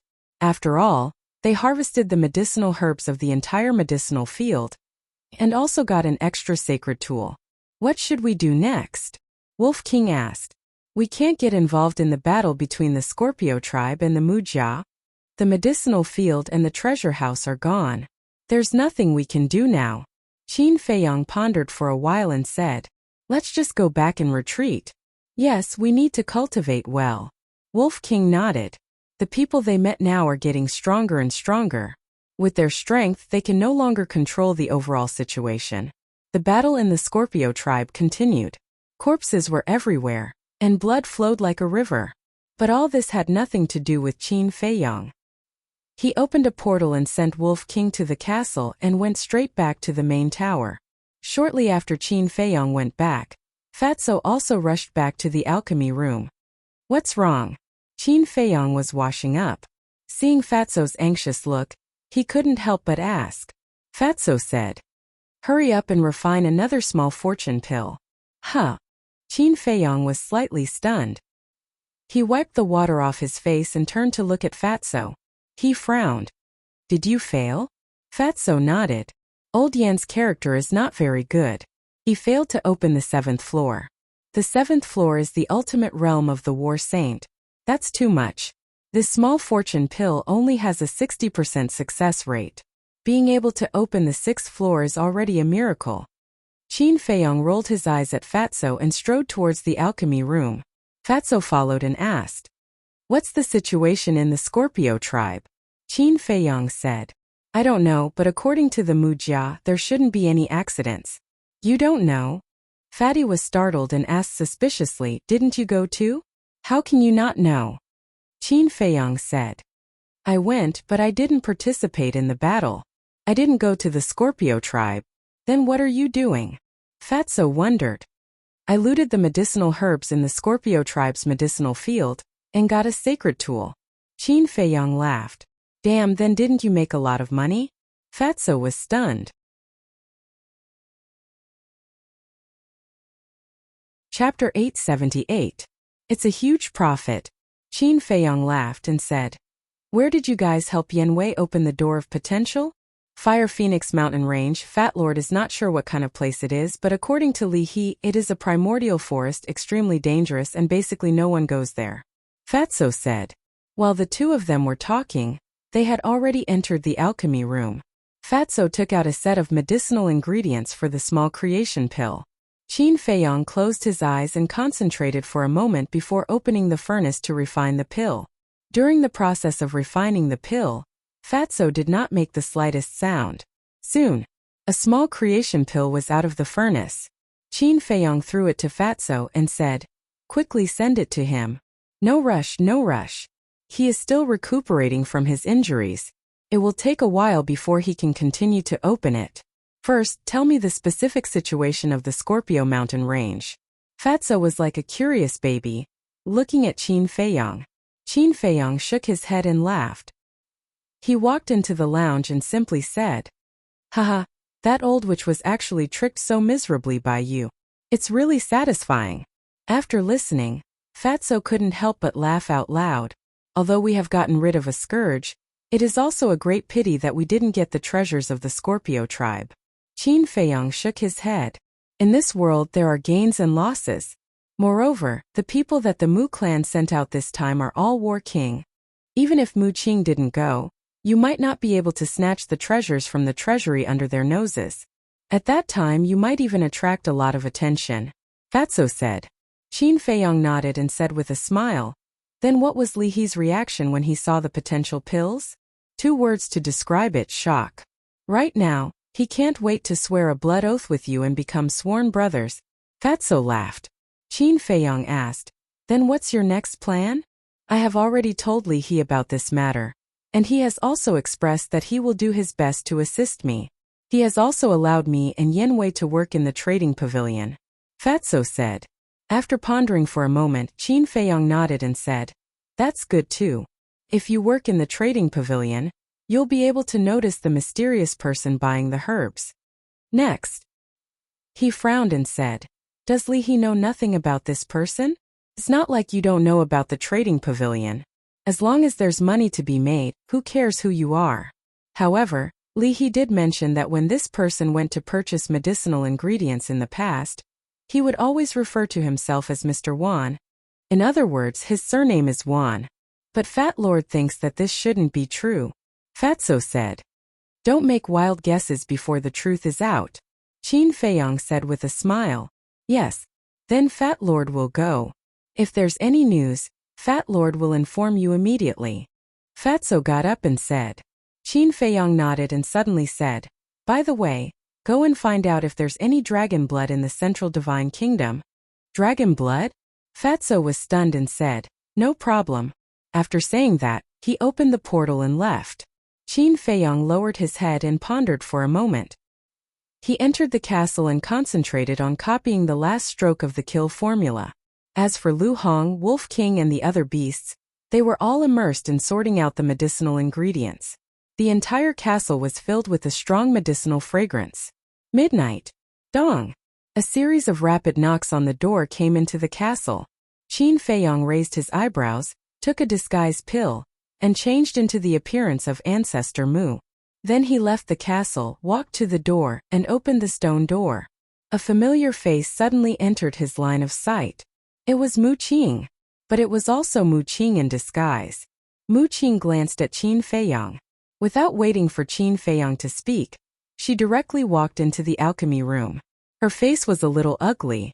Qin Feiyong closed the stone door and turned to look at Mu Qing. He frowned and said, "Did an accident happen?" "No. The entire Scorpion tribe, except for the people outside, is dead," Mu Qing said. "This is a good thing. It's worth being happy. Why do you still have a long face?" Qin Feiyong was suspicious. "Elderly was killed," Mu Qing said in a low voice. Qin Feiyong's heart trembled. He nodded and said, "I know. He was killed by the great elder of the Scorpion tribe." Mu Qing suddenly shouted, "Since you know, why don't you help her?" "Help her? Are you kidding? The great elder of the Scorpion tribe is a 5-star combat emperor. With my strength, it's not enough to fill the gaps between his teeth," Qin Feiyong said. "I know you're not a match for the great elder of the Scorpion tribe, but you can take Elder Li and hide in the castle," Mu Qing said angrily. "It's easy for you to say. The situation was critical. I didn't have time to take her to the castle. Besides, do you think I don't know what you're thinking? Why should I help her?" Qin Feiyong sneered. Mu Qing said in a low voice, "So, all the herbs in the herb field have also fallen into your hands?" "Yes. Didn't you also get the treasures of the Scorpion tribe?" "We're dividing the benefits equally," Qin Feiyong said. "Dividing the benefits equally? Without the help of the Mu family, you can't even enter the Central Divine Kingdom, let alone go to the Scorpion Mountain Range. Tell me, what right do you have to talk to me about dividing the benefits equally?" Mu Qing was a little flustered and exasperated. Besides, he always felt that Mu Li's death was not that simple. "Yes, I can enter the Central Divine Kingdom thanks to the help of the Mu family, but you want to use me to achieve your goal, don't you? To put it bluntly, we're using each other. We're all adults. Don't be so childish, okay?" Qin Feiyong said helplessly. "I'm childish?" Mu Qing was furious.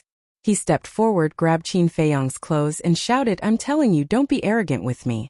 This is the Central Divine Kingdom, not the Great Qin Empire. If I want to kill you, it's as easy as killing an ant. Do you understand?" Qin Feiyong raised his eyebrows and kicked. Mu Qing was kicked away on the spot and hit the wall behind him. A trace of blood flowed from the corner of his mouth.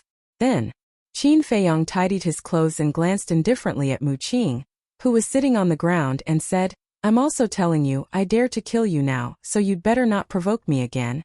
Mu Qing was furious, but looking at Qin Feiyong's calm expression, he couldn't help but feel a chill in his heart. There was a kind of person in the world. The more calm he appeared, the more terrifying he was. And Qin Feiyong was this kind of person.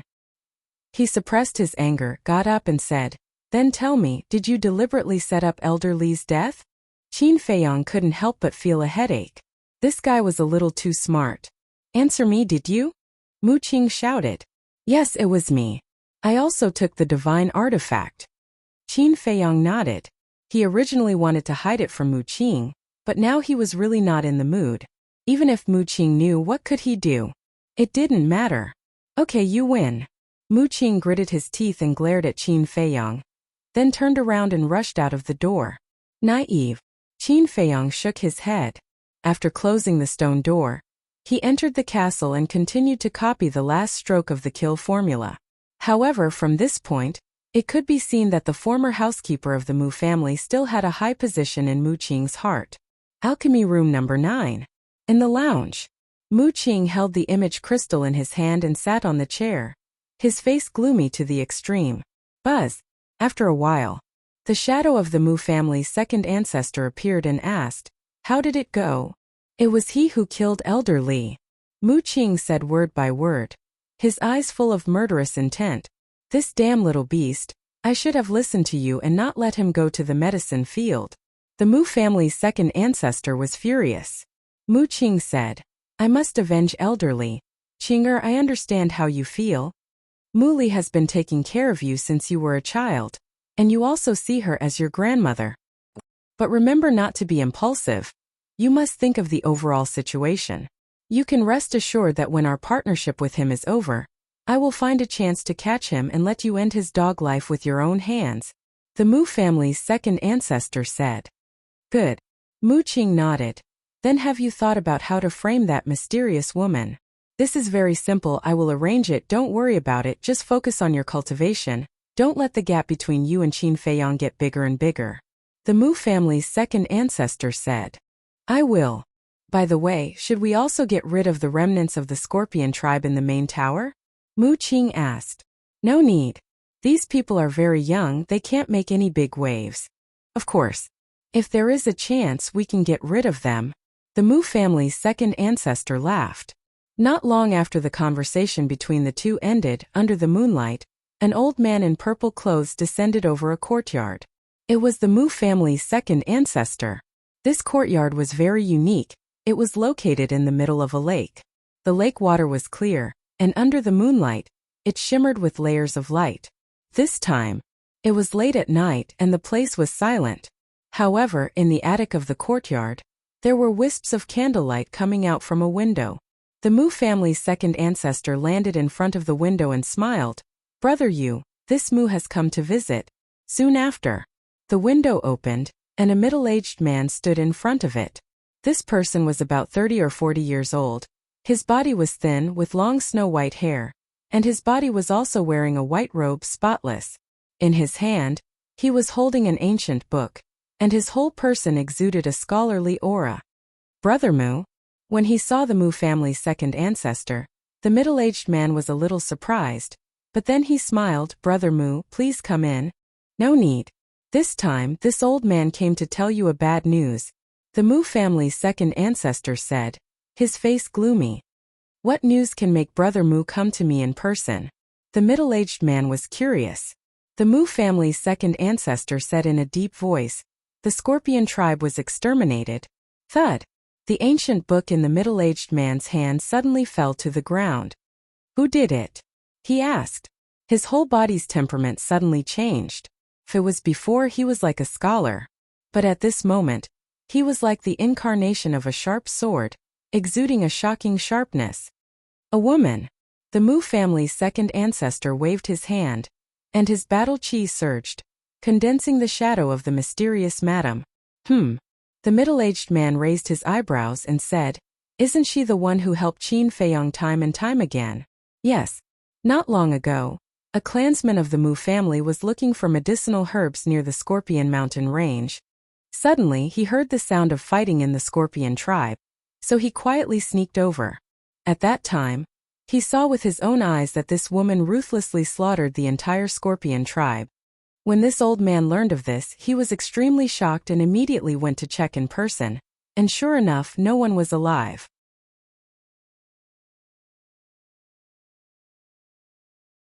Chapter 879. The middle-aged man's eyes turned cold. The Mu family's second ancestor had personally confirmed it. Thank you, Brother Mu, for coming to inform me. I will send someone to investigate the Scorpion tribe. The middle-aged man said. The extermination of a super tribe was no small matter. Once the news spread, it would cause an unprecedented turmoil in the Central Divine Kingdom. Good. This old man will go back first. If there is anything the Mu family can help with, Brother Yu, please don't hesitate to ask. Although my Mu family is not a native of the Forgotten Continent, we will not tolerate this kind of crazy criminal. The Mu family's second ancestor's words were powerful and righteous. The middle-aged man didn't know the truth, otherwise he would have laughed in his heart. The middle-aged man cupped his hands and smiled. Thank you, then I won't send you off. Goodbye. The Mu family's second ancestor also cupped his hands and said a few words. He then turned around and opened the portal, quickly leaving. Who is this mysterious woman? And why did she want to exterminate the Scorpion tribe? After the portal disappeared, the middle-aged man lowered his head, his brows tightly knitted together. Gongsun-bei, quickly come see me. A moment later, he looked at the dark void outside the window and shouted. In less than 10 breaths, A graceful young man in purple holding a jade flute flashed through the night sky like lightning and landed in front of the middle-aged man. "Greetings, Chief Tower Master." The young man in purple bowed, but there was a cynical smile on his face. That's right. This elegant middle-aged man was the ruler of the Forgotten Continent, the Chief Tower Master. It could even be said that he was the ruler of the Forgotten Continent. The Chief Tower Master said, "Go to the Scorpion tribe immediately." Gong Sunbei was confused. "Why are you going to the Scorpion tribe so late at night?" "Just now, the Mu family's second ancestor came to find me and told me that the Scorpion tribe was exterminated," the Chief Tower Master said in a deep voice. "What?" Gong Sunbei's expression changed. "Who did it?" According to the Mu family's second ancestor, it was the mysterious woman who repeatedly helped Qin Feiyang. The Chief Tower Master said. "This?" Gong Sunbei raised his eyebrows. "Sir, there is something I don't know if I should say." "Speak your mind." The Chief Tower Master looked at him suspiciously. "Although the Mu family has been in our Forgotten Continent for many years, they are still outsiders. Furthermore, none of us know their true origins. Thus you can't completely trust their words," Gong Sunbei said. Chief Pagoda Master said with a frown. "You mean, no. Sir, please don't misunderstand. I'm not saying this because I'm suspecting that the Scorpion tribe was destroyed by the Mujia. I'm just reminding you to guard against them in the future." Gong Sunbei hurriedly waved his hands. Chief Pagoda Master pondered for a moment, then nodded and said, "All right, I will remember it. Hurry up and go." Gong Sunbei opened a portal, but then he thought of something and asked, "If the Scorpion tribe is really annihilated, should we seal the news? How can such a big matter be sealed? Moreover, there are still many clansmen of the Scorpion tribe outside." The Chief Pagoda Master smiled bitterly. "I understand." Gong Sunbei nodded, then turned and stepped into the portal, quickly disappearing. "Qin Feiyang, just who are you? Why are all the things that have happened recently related to you?" Chief Pagoda Master looked up at the waning moon in the sky and muttered to himself. For a moment his mind was in a mess. Time flew by. Early morning. The sun rose full of vigor. Everything in the world that had slept for a night gradually woke up at this moment. "Have you heard? The Scorpion tribe was annihilated." "What? How is this possible?" "It's true. Before the sun rose, I heard that the Scorpion tribe was annihilated. At first, I didn't believe it either, but when I went to the Scorpion Mountain range myself, I was completely shocked. The entire Scorpion tribe was covered in broken corpses, and the ground was stained with blood. I also went to take a look. The Scorpio tribe, which was originally glorious and prosperous, turned into an Azura hell overnight. Yes, the city is gone, and not a single survivor is left. Only a sea of corpses is left. It's too terrifying." Early in the morning, the news of the Scorpion tribe being annihilated spread throughout the Divine City. Without a doubt, people were boiling. At the same time hearing this shocking news, the world was also horrified. One must know, the Scorpion tribe was one of the top 10 super tribes. How could it be annihilated? How sensational was this news? In less than half an hour, this news spread to every corner of the Divine City. Where there were people, they were discussing this matter. Moreover, this news was like a plague that was unstoppable and spread outside the Divine City. Half a day later, whether it was those large and small tribes or other cities, they all knew about this and were all shocked. It was too shocking. In history, this was the first time a super tribe was annihilated. And it was annihilated by one person. I really didn't expect it to be related to this Qin Feiyang again. What is this person trying to do? Could it be that he has already sneaked into the central divine kingdom? Will he still deal with other super tribes? A companion by his side can annihilate a super tribe. How terrifying is his background? There was no suspense. When this news spread, the central divine kingdom fell into chaos. Everyone was in danger, especially the other 9 super tribes. They were all afraid of becoming Qin Feiyang's next target. And because of the relationship between the mysterious lady and Qin Feiyang, everyone also thought that it was Qin Feiyang's idea to annihilate the Scorpion tribe. In the end, although it was to frame the mysterious lady, this black pot still had to be carried by Qin Feiyang. Knowing this situation, Qin Feiyang was also quite helpless. After scheming and scheming, in the end it was him who was schemed against. Thinking about it, he felt funny. However, he didn't care too much.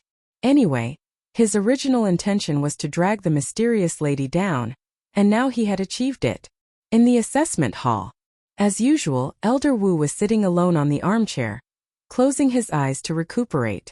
Although the heavenly scorpion tribe isn't anything good, that mysterious woman killed all of their clansmen. Her actions are a bit too extreme. Yes, I don't know how the scorpion tribe offended that woman. You're wrong. To be exact, how did they offend Qin Feiyang? Because this must be Qin Feiyang's idea. This guy not only took away the alchemy fire of our 9 regions, but also annihilated the scorpion tribe. What is he planning? To be honest, I really want to see him in person and see if he has 3 heads and 6 arms. Several disciples passed by the square and kept talking. What? The scorpion tribe was annihilated. The discussion was heard by Elder Wu. He was slightly stunned, then suddenly stood up, took a step, and instantly landed in front of those disciples. Greetings, Elder Wu. The disciples were stunned for a moment before they hurriedly bowed in greeting. You just said that the scorpion tribe was annihilated. Is it true? Elder Wu asked, looking a little nervous. Yes. It is said that no one escaped. Those disciples nodded. This? Elder Wu was in a daze and asked, it was said? When did it happen? It happened last night. There are rumors that it was the mysterious lady beside Qin Feiyang, but no one has come out to confirm whether it was her or not. Those disciples said. Last night. Elder Wu's eyes trembled slightly. He remembered that he went to Qin Feiyang and asked for their help yesterday, and the scorpion tribe was annihilated last night. Was this a coincidence? If it was not a coincidence, the identity of these 2 people thinking of this. He couldn't help but shiver, and cold sweat was already dripping under his clothes. Elder, is there anything else? Those disciples looked at him suspiciously. After Elder Wu came back to his senses, he waved his hand absent-mindedly and said, Nothing, you can go. After those disciples left, Elder Wu lowered his head and pondered for a moment, then rushed into the sky, turned into a stream of light, and rushed into the depths of the main pagoda. At the same time, Qin Feiyang, bitch, if I, Guofeng, don't kill you, I'm not human. On the 3rd peak of the Warrior Mountain Range, an angry roar resounded. I, Guiyun, swear that even if I have to go to heaven or hell, I will find you and bury you with the millions of people of the Scorpion tribe. The 3rd pagoda of the Pill Pagoda also exploded with an angry roar. Guofeng was the king of the 3rd peak of the Warrior Mountain Range. Guiyun was the king of the 3rd pagoda of the Pill Pagoda. Emofeng had said before that these 2 people were also from the Scorpion tribe. Millions of their tribesmen died in vain. Naturally, they couldn't accept it. Not only these 2, but all the disciples of the Scorpion tribe seemed to have gone crazy at this moment. Everyone of the Scorpion tribe, gather at the combat arena immediately. Soon, Guiyun's voice sounded again, spreading in all directions. Whoosh! Immediately, one figure after another flew out from the 10 Pill Pagoda-s, as well as the 10 main peaks, and gathered towards the fighting arena.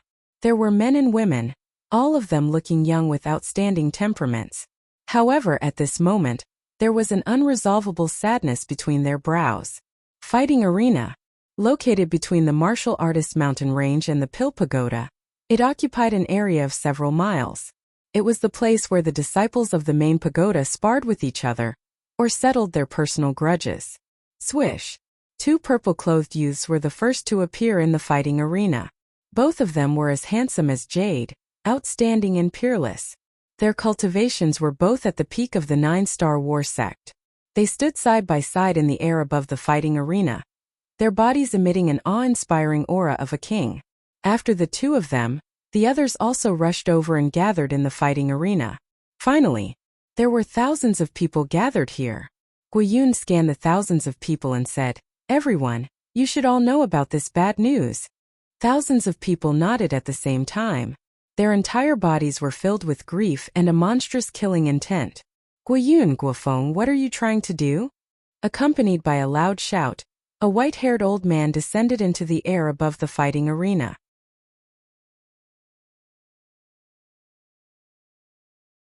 Chapter 880. The old man was Elder Wu. He happened to pass by and saw Guiyun and Guofeng gathering the disciples of the Scorpion tribe. He realized that something was wrong and hurried to stop them. Guiyun and Guofeng turned to look at Elder Wu. "Elder, we don't want to do anything. We just want to go back and collect the corpses of our people." "Yes, they are our closest relatives. Our parents are also here. We can't just let their corpses be exposed in the wilderness." Their eyes were bloodshot, and they were practically roaring out these words. Elder Wu glanced at the two, then at the thousands of Scorpion tribe members below. In the end, he retracted his pressure and waved his hand. "Go, but remember, don't do anything rash." "Thank you, Elder." The thousands of people bowed in unison, then opened the portals and stepped in one after another. Sigh. Elder Wu sighed deeply as he stared at the departing figures before he continued to head deeper into the forest. There were some things he had to understand. A moment later, he entered the sacred land and landed in front of the Chief Tower Master's courtyard. He bowed and said, "Wu Daping requests an audience with the Chief Tower Master." "Come in." A calm voice could be heard coming from the pagoda. Elder Wu pushed the door open and strode into the pavilion. In the guest hall, the Chief Tower Master leaned back in his chair with his eyes closed. There was a trace of worry between his brows. "Greetings, Lord." Elder Wu walked to the Chief Tower Master and bowed. "Is there something you need from me?" The Chief Tower Master asked without opening his eyes. "I just heard that the Scorpion tribe was wiped out last night. The culprit was the mysterious woman by Qin Feiyang's side. Is this true?" Elder Wu asked respectfully. The Chief Tower Master was silent for a while before saying, "I can't be sure about this." Elder Wu was suspicious. When the incident happened last night, only the Mu family was present. However, I don't dare to fully believe the Mu family's words, so we still need to investigate. The Chief Tower Master said. "The Mu family?" Elder Wu was stunned and frowned. Since the Mu family happened to be at the Scorpion tribe, why didn't they help? That mysterious woman is very powerful. Would ordinary people dare to stop her? However, I have already asked Gong Sun Bei to search the Sky Scorpion mountain range carefully to see if there are any other witnesses. That's not right. Why are you so concerned about this? Could it be that you have some kind of relationship with the Scorpion tribe? Chief Tower Master asked suspiciously. "We do have some friendship, but it has nothing to do with that. I just want to find out if the rumors outside are true or false," Elder Wu said. Chief Pagoda Master nodded and waved his hand. "If there is nothing else, you may leave." "Yes," Elder Wu replied respectfully before he turned around and left.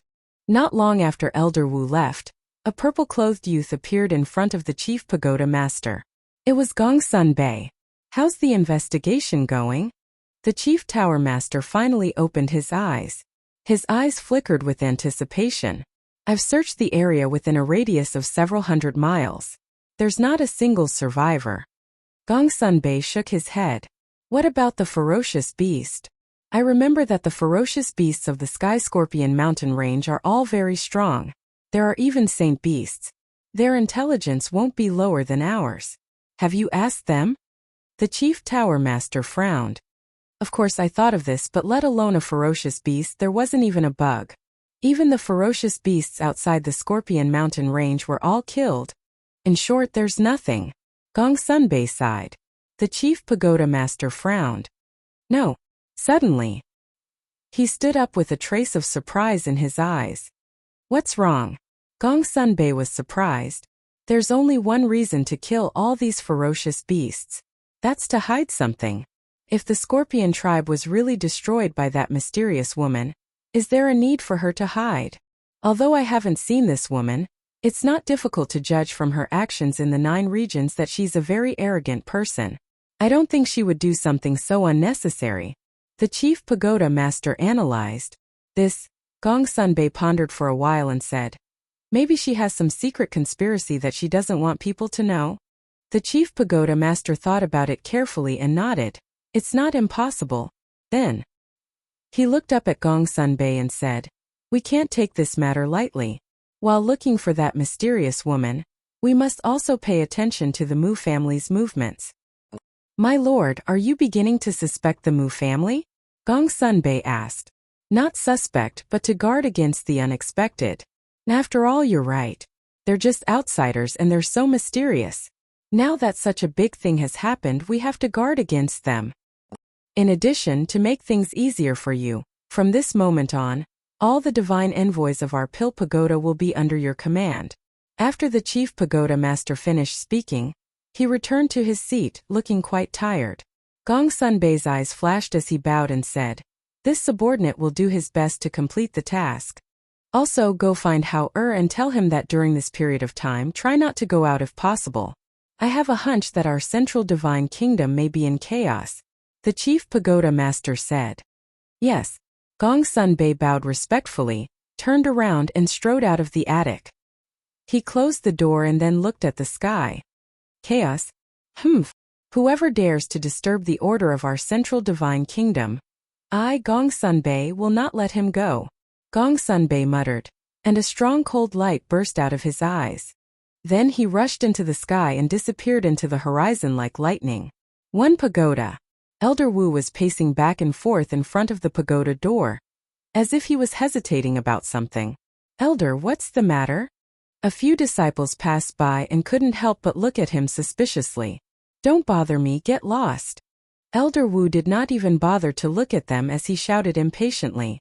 Those disciples shrank their necks and hurriedly fled. Another moment passed. Elder Wu finally stopped and looked at the pagoda door in front of him, muttering, "I don't care so much, I have to ask clearly." He took out his identity token, opened the pagoda door, and then turned into a stream of light and rushed into the Pill Pagoda. Soon, he came to the door of Alchemy Room 10 and reached out to knock on the door. After more than 10 breaths, the stone door didn't open. Elder Wu was a little impatient and was about to knock again. But at this moment, the stone door opened quickly. Qin Feiyang was standing behind the door. Elder Wu didn't beat around the bush and said directly, "Do you have time? There's something I'd like to ask you." Qin Feiyang looked at Elder Wu suspiciously before nodding and retreating to the side. Elder Wu entered the elixir refinement room. Qin Feiyang closed the stone door casually and asked with a smile, "Elder, why do you seem a little uneasy?" Elder Wu turned around and looked at Qin Feiyang with an extremely stern expression. "Tell me honestly, did you guys have anything to do with the annihilation of Sky Scorpion tribe?" Stunned, Qin Feiyang asked in surprise, "You're saying that Sky Scorpion tribe was annihilated? You don't know?" This time around, Elder Wu was the one who was at a loss. After all this time, this guy didn't know? Furthermore, Qin Feiyang's first reaction didn't seem like he was faking it. "I don't know. I've been cultivating all this while. I just came to the main pagoda and I don't have any friends. That's why no one told me." "Elder, you're not joking, right?" Qin Feiyang asked. "I'm not in the mood to joke with you. This matter has already become a hot topic in the city. Everyone knows about it." Elder Wu sighed. "Who did it? So powerful that even the Sky Scorpion tribe was annihilated. Awesome." Qin Feiyang was extremely surprised, but at the same time, there was a hint of admiration on his face. "I just went to the main pagoda to inquire about the situation. It said that the culprit is Qin Feiyang's accomplice, that mysterious woman. Moreover, when that woman massacred the Sky Scorpion tribe, the people of the Mu clan saw it with their own eyes," Elder Wu said. "I see." Qin Feiyang suddenly understood and smiled. "I've also heard of Qin Feiyang's deeds in the 9 regions. He's indeed a lawless lord. Has anyone ever praised themselves? If Mu Qing was here, she would definitely despise him. You can still laugh." Elder Wu rolled his eyes at him and said, "To be honest, before this, I've been suspecting you and Qin Dai." This, Qin Feiyang was stunned and hurriedly said, "Elder, you can't say such things. You can't blame me for this. After all, I just came to ask for your help yesterday, and the Sky Scorpion tribe was annihilated at night. If it were someone else, they would also suspect you. However, now I can be sure that this matter has nothing to do with you." Elder Wu chuckled and finally breathed a sigh of relief. Qin Feiyang smiled and said, "Elder is wise. Don't flatter me. Listen to my advice. No matter what relationship you have with Willow Divine Representative, you'd better be honest in the main pagoda in the future." Elder Wu said with a serious expression. "I will remember." Qin Feiyang nodded. Elder Wu smiled and said, Then I'll take my leave first. Take care, I won't see you off. Qin Feiyong cupped his hands and said with a smile. Elder Wu turned around and opened the stone door. He then turned his head to look at Qin Feiyong and said, You probably don't know about the martial arts treasury, right? Every new disciple has a chance to enter for free. You and Qin Dai should take some time to go and take a look. If you are lucky, you might even find a perfect battle art. Okay. Qin Feiyong nodded. Elder Wu smiled and then left with his hands behind his back. I didn't expect that old man to be so suspicious. Qin Feiyong mumbled and waved his hand to close the stone door, then entered the ancient castle again. That Elder Wu seems to care about you. Inside the ancient castle, Lu Hong looked up at Qin Feiyong with a charming smile on her face. He's indeed a good person. However, I can also see that he's very loyal to the main pagoda. If he knew that I had something to do with all this, he definitely wouldn't have such an attitude. Let's not talk about this person. Anyway, he's just a passerby in my life. We won't have much interaction. But I really need to find time to take a look at the martial arts treasury. Qin Feiyong said with a smile. Lu Hong said with a smile. Then I'll congratulate you in advance for finding a perfect battle art. How can a perfect battle art be so easy to find? Even if I find it, it might not be suitable for me to cultivate. Qin Feiyong shook his head and smiled. He walked to the altar and calmed his heart to copy the kill formula.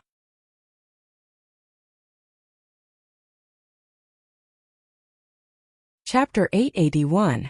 Just a month after Qin Feiyong went into seclusion, Li He finally announced the auction of the Juku Yellow Dragon Pill. The name Juku Yellow Dragon Pill was very unfamiliar in the Central Divine Kingdom, so everyone was very confused. What kind of pill was this? But when Li He announced the effect of the Juku Yellow Dragon Pill, there was no suspense, and people were excited again. Even the extermination of the Scorpion tribe was temporarily suppressed by this matter.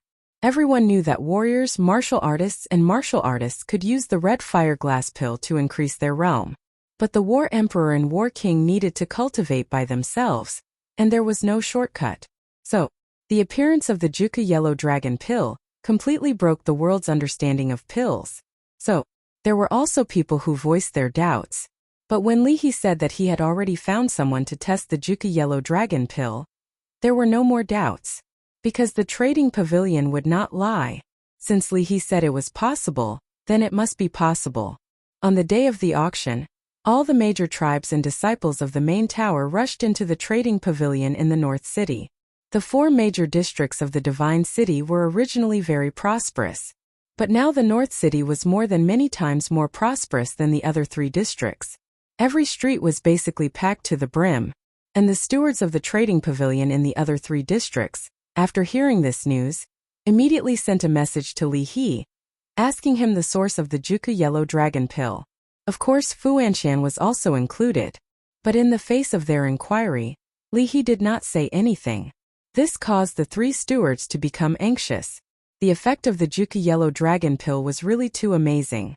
If they did not quickly think of a solution, the position of Deputy Pavilion Master would probably be Li He, because when the Pavilion Master was selecting a Deputy Pavilion Master, the first thing he looked at was whether or not he could bring more benefits to the trading pavilion. And the appearance of the Juku Yellow Dragon Pill to the trading pavilion not only brought wealth, but also quickly raised the status of the trading pavilion in the Forgotten Continent.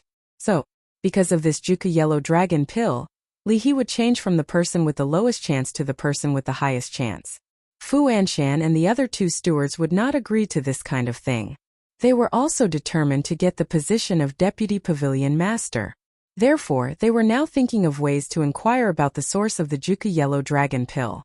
As long as they could find the person who refined the Juku Yellow Dragon Pill and form a partnership, the situation would instantly reverse. But, no matter how they investigated and even sent people to spy on Li He, they didn't find anything. This person who refined the 9 songs Yellow Dragon Pill was like a mystery. It was hard to see the person in person.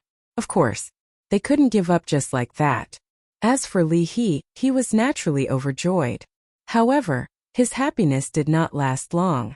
Because, ever since the first Juku Yellow Dragon Pill was auctioned off, everyone was asking when the next one would be auctioned off. Even the pavilion master, who had not appeared for a long time, and the vice pavilion master, who was nearing the end of his life, had gone to him one after another to ask about this matter. This gave Li He a headache. He also repeatedly went to Fatso and Yen Wei, hoping to meet Qin Feiyang. The meeting with Qin Feiyang was fake. The real thing was that he wanted the 9 Tunes yellow dragon pill. But every time Fatso told him that Qin Feiyang was in seclusion, and no one was to disturb him before he came out, Li He had no choice but to wait quietly. Because right now, Qin Feiyang was the owner of the transaction pavilion. He couldn't afford to offend him. And after the second month of Qin Feiyang's seclusion, the chief pagoda master also issued an order. He ordered Lu Xingfeng, who was stationed in the 9th area, to lead people back to the chief pagoda. Because in his opinion, if the Scorpion tribe was really exterminated by the mysterious woman, then Qin Feiyang must have already sneaked into the central divine kingdom, and there was no point in continuing to guard. After Lu Xingfeng returned, he also went to the first pagoda to find Qin Feiyang, wanting to get his identity token back. But when he learned that Qin Feiyang was in seclusion, he did not disturb him. Although Qin Feiyang and the Mu family had an irreconcilable hatred, but to snatch the heavenly star flame, he still had to rely on Qin Feiyang. And to snatch the heavenly star flame, the first condition was to enter the Holy Land. So, he also hoped that Qin Feiyang could concentrate on cultivation and break through to the Battle Saint realm as soon as possible. Half a year after Qin Feiyang's seclusion, in the most remote place of the central divine kingdom, there was a majestic mountain range. In the mountain, ferocious beasts ran rampant. There was even the aura of emperor beasts. This was a forbidden area of the central divine kingdom, and even battle emperors did not dare to casually step into this place. And at the end of the mountain range was an endless sea.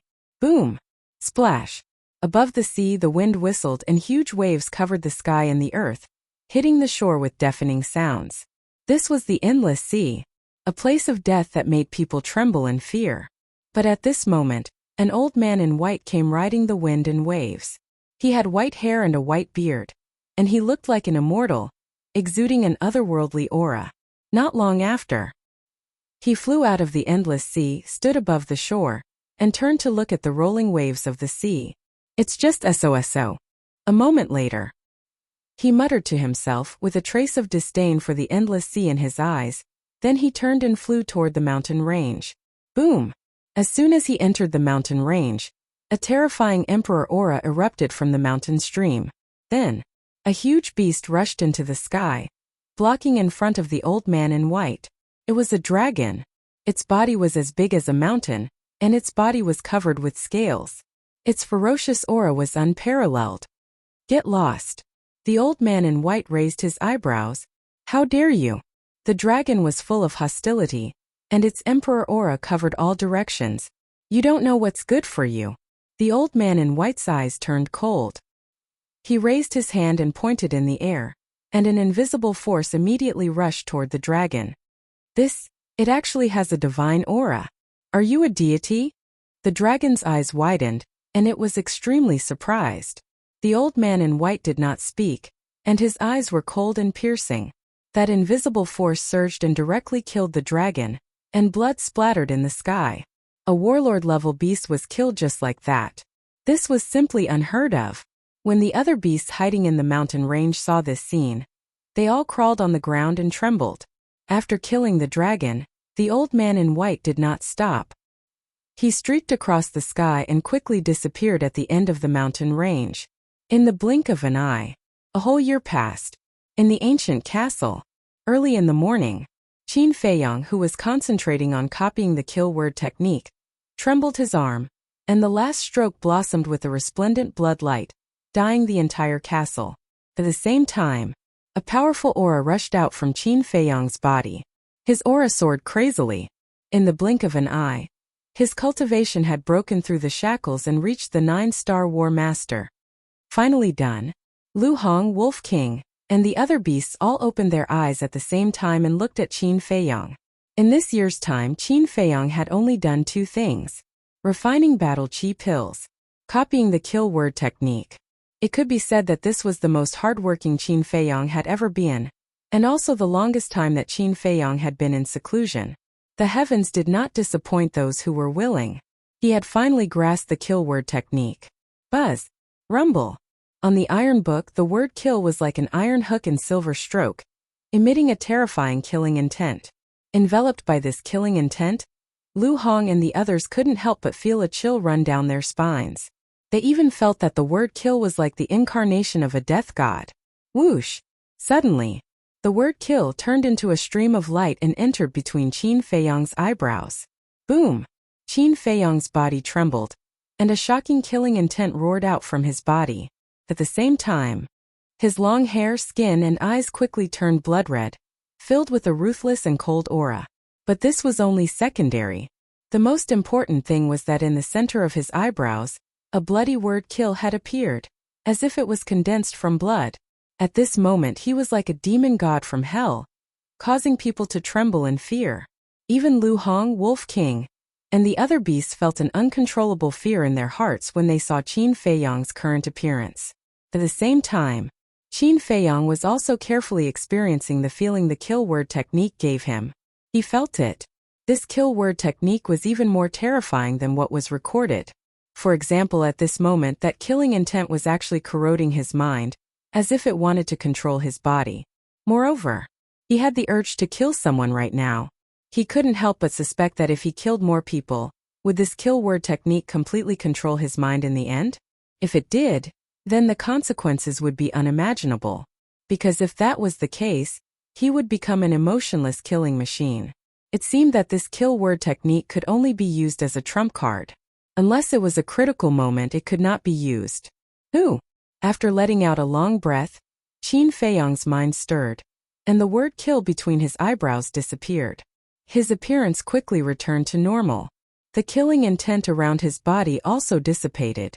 Lu Hong, Wolf King, and the other beasts looked at each other and secretly heaved a sigh of relief. Wolf King stood up and stared at the iron book. His eyes flickered as he said, "Quickly take a look at what the next divine art is." Qin Feiyang looked at the iron book and shook his head. "The next page can only be opened after I break through to the War King." "That's right. I almost forgot." Wolf King patted his forehead and said, "However, the last stroke of the kill word technique is really a waste of time. Look at me, I didn't do anything, and I've already broken through to the 9-star War Master." It laughed mischievously, its eyes filled with pride. Qin Feiyang rolled his eyes at it. Although Wolf King had the intention to show off, it was still the truth. But now he didn't need to copy the 6-word divine arts for the time being. In the future, his cultivation speed would definitely not be slower than Wolf King's. Next, he swept his gaze towards Lu Hong, the winged snow eagle, and the other beasts. Lu Hong's cultivation had already broken through to the 3-star War Master. The winged snow eagle had already reached the 2-star War Saint. The pangolin's cultivation was even higher than Lu Hong's, and it had now stepped into the 7-star War Master. As for the black dragon snake, it could be said to have traveled 1,000 miles a day. In short, after this closed-door cultivation, everyone's strength had risen to a new level. "You guys continue cultivating.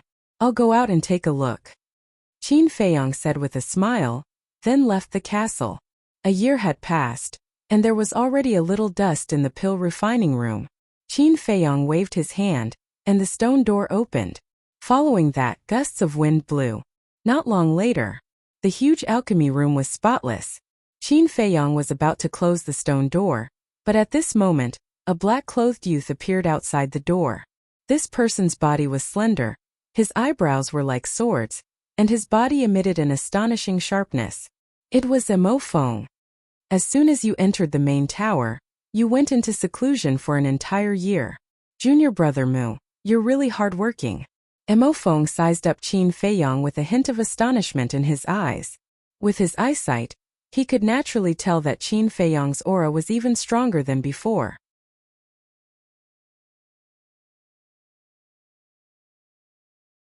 Chapter 882. There's nothing I can do about it. The main pagoda is filled with talents and experts. With my talent, if I don't work hard, I will be eliminated sooner or later. Qin Feiyang smiled faintly. Mo Feng walked into the alchemy room and said, "Junior brother Mu, there's no need to be so polite. With junior brother Mu's current strength, You are already strong enough to dominate the disciples. Dominate? I'm afraid you're still far from it. Qin Feiyong shook his head and sighed, and asked suspiciously, I wonder why senior brother Mo is looking for me? It's nothing important. It's just that a while ago, senior brother Pei wanted to invite you to the Dragon Phoenix house for a drink. Seeing that you have been in seclusion, he didn't want to disturb you. Mo Feng said. Look at my memory, I actually forgot about this. Senior brother Mo, please help me tell senior brother Pei that we're really sorry, Qin Feiyong said. Senior brother Pei knew that you were in seclusion and didn't say anything, but now that you're out, you should have time, right? Mo Feng smiled. Yes. Qin Feiyong nodded repeatedly. Mo Feng said. Then how about we go to the Dragon Phoenix house tomorrow? This? Qin Feiyong hesitated for a moment, then nodded and smiled. Sure. Actually, he was not interested in the Dragon Phoenix house at all. However, the other party had invited him repeatedly, and if he still refused, then he would not know how to be a human being. Moreover, Pei was the king of the One Tower and also a member of the Divine Python tribe. If he could build a good relationship with this person, it might be of help to him in the future. All right, I won't disturb you anymore. See you tomorrow. Mo Feng smiled and turned to leave. Qin Feiyong walked to the door, watched Mo Feng leave, then closed the stone door and took out the image crystal. Buzz. A moment later, Fatso's shadow appeared. After sizing up Fatso for a moment, Qin Feiyong asked in surprise, You've also broken through the 9-star War Master? Of course. Fatso said proudly. That's not right, aren't you investigating? Why do you still have time to cultivate? Qin Feiyong was suspicious. Even if we want to investigate, that person has to show up first. But in the past year, that person has not appeared even once. Fatso said. This Qin Feiyong frowned. I asked Li He as well. In the past, this person would come once every half a year. But now he hasn't come for an entire year. Fat Lord feels like. At this point, Fatty's brows furrowed into a knot. Feel what? Qin Feiyong asked. Something doesn't feel right. Do you think this person knows that we're investigating him? Fatso said. Impossible. Qin Feiyong shook his head resolutely. They were the only ones who knew about it. Furthermore, Li He would never leak the news, so how could the other party know? Fat Lord was also thinking that it was impossible. But after thinking about it carefully, Fat Lord felt that it was not impossible. Fatso pondered. What do you mean? Qin Feiyong asked. Think about it, if this person knows that we're in the Central Divine Kingdom and that we're in disguise, what will he do? He must be afraid of being investigated by us, so he won't come to buy herbs anymore. Fatso guessed. Why don't you just say that it's the Mu family? Why are you beating around the bush? Qin Feiyong rolled his eyes at him. Because only the Mu family knew that they had entered the Central Divine Kingdom. Fat Lord is getting more and more convinced that the Mu family is the descendants of Mu Tianyang. Fatso said. Let's continue to wait. If this person doesn't appear after a while, we can target the Mu family. Qin Feiyong pondered for a while and said. Okay. Fatso nodded. Qin Feiyong said. Did anything else happen during this time? No. Fatso shook his head and said. If you want to talk about it, there's a man named Gong Sunbei in the Central Tower. He's looking for the whereabouts of the mysterious lady. Of course, he's also looking for you. That's not important. Qin Feiyong smiled faintly. By the way, the remnants of the Scorpion tribe are also looking for you like crazy. And Li He, I haven't seen you for a year. That old man is going crazy now. Fatso smiled. Qin Feiyong shook his head and laughed. Then come here now. I'll give you a few Juku yellow dragon pills. Okay. Fatso smiled and opened a portal, directly appearing next to Qin Feiyong. Qin Feiyong also immediately entered the castle, took out 5 Juku yellow dragon pills, handed them to Fatso and said, Tell him that only 1 pill can be auctioned every month. Understood. Fatso nodded. After putting away the Juku yellow dragon pills, he looked at Qin Feiyong again, showing a hesitant look. What's wrong? Qin Feiyong looked at him suspiciously. Fatso hesitated for a while, then summoned his courage and said, I want to enter the Central Tower. Huh? Qin Feiyong was stunned and puzzled. Why do you want to enter the central tower? This, that. Fatso seemed to have something that was hard to say and couldn't say it for a long time. But Qin Feiyong noticed that Fatso's expression was a little awkward. Forget it if you don't want to say it. Qin Feiyong said lightly. I'll say it, I'll say it. Fatso quickly looked at Qin Feiyong and said, Do you remember the woman we met when we first came to the Central Divine Kingdom? I remember. Qin Feiyong nodded, then looked stunned and said with a smile, I understand. You want to enter the Central Tower because of her?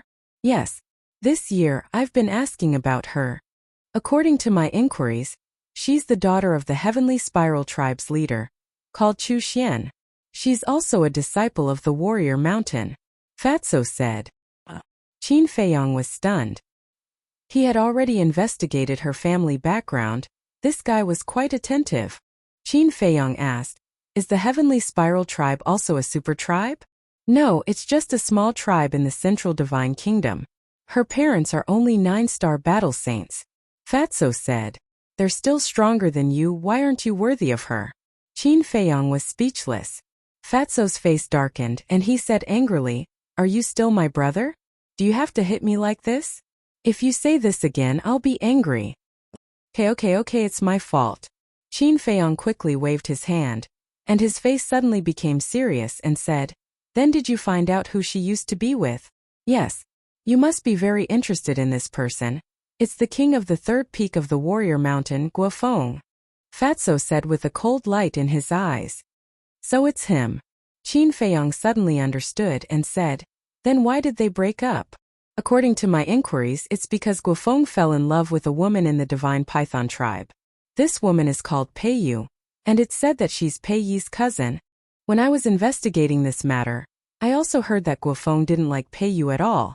It's just because the Divine Python tribe behind her is a super tribe like the Scorpion tribe. Fatso sneered. Peiyi's cousin? That's interesting. The corners of Qin Feiyong's mouth curled up slightly. I also heard that Peiyu has never agreed to Guofeng's pursuit, and it's said that she doesn't like him at all. She even hates him. Fatso said. Got it. After you're done with the matters at hand, go and look for Elder Wu for the assessment. When the time comes, don't come to the Pill Pagoda, go directly to the Warrior Mountain. Qin Feiyong said with a smile. Thank you, boss. Fatso was overjoyed. Let's go back to the transaction pavilion. When you're free, you have to work hard to cultivate. Although the Scorpion tribe was annihilated, Guofeng is definitely not a simple character since he can become the king of the third peak. He's not that easy to deal with. Qin Feiyong said with a faint smile. Him. Fat Lord is nothing in his eyes. Fatso smiled in disdain, and then opened the teleportation gate. By the way, how far have Chu Xian and Guofeng progressed? Qin Feiyong suddenly asked. If they had already developed to the point of intimate contact, he would persuade Fatso to let go. Don't worry about that, she's not the kind of woman who would mess around. She's still chaste even now. Fatso chuckled. Qin Feiyong nodded and waved his hand. Go. After Fatso left, Qin Feiyong felt a headache coming on. Fatso's current talent was definitely top-notch. After all, he had opened the door of potential. In terms of that alone, he was more than enough to be a good match for Chu Xian. However, his physique was the only thing that no one dared to compliment. It seemed that Fatso would have to put in a lot of effort to win Chu Xian's heart. Of course, as a brother, he definitely wouldn't stand by and watch. But in the end, whether the two of them could be together or not would still depend on fate. North City Transaction Pavilion. In the lounge, Li He sat in front of the desk weakly, his old face full of worry. Swoosh. Suddenly, a beautiful white figure appeared out of thin air. It was Li He's granddaughter Li Yan. Grandpa, you can't be like this. You're listless all day. If the pavilion master sees you, he'll definitely be angry.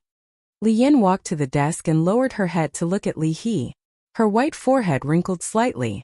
Let me tell you, if I can't get the Juku Yellow Dragon Pill, the pavilion master will really be angry. Li He said weakly. Li Yan said helplessly, You can't be anxious. I went to the first pagoda to inquire. This person is indeed in seclusion. Seclusion, he has been in seclusion for a year. Isn't that enough? This little bastard, it's too torturous. Li He slammed his palm on the desk, blowing his beard and glaring at him. He was on the verge of exploding.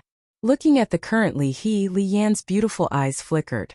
She couldn't bear it and said, "Why don't I go find him?" "Don't. He's now the little ancestor of our transaction pavilion. We can't afford to offend him." Li He said, his heart full of grievances. Although he wasn't some big shot, he was still a war king. How could he be so easily taken advantage of by a brat who had just arrived at the central divine kingdom? Where was the heavens?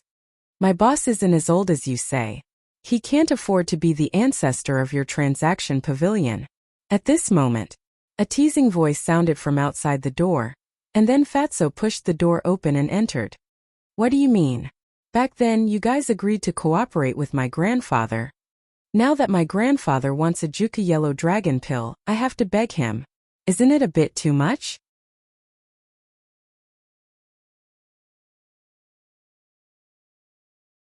Chapter 883. I'm a little angry that you said that. As Fatso spoke, he took out a Juka yellow dragon pill from his chinkuan bag and waved it in front of them. Seeing the Juka yellow dragon pill, Li He immediately perked up. He got up and rushed to Fatso in a hurry, reaching out to grab it. "Wait." Fatso shook his hand and quickly dodged. "What's wrong?" Li He was puzzled, his eyes full of desire. Fatso shook his head and sighed. "Your granddaughter's previous attitude made me very dissatisfied. Yan apologize." Li He immediately looked at Li Yan and said, "I apologize." Li Yan was stunned and glared at Li He angrily. "Why? They are in the wrong. Can't I say it?" "Oh."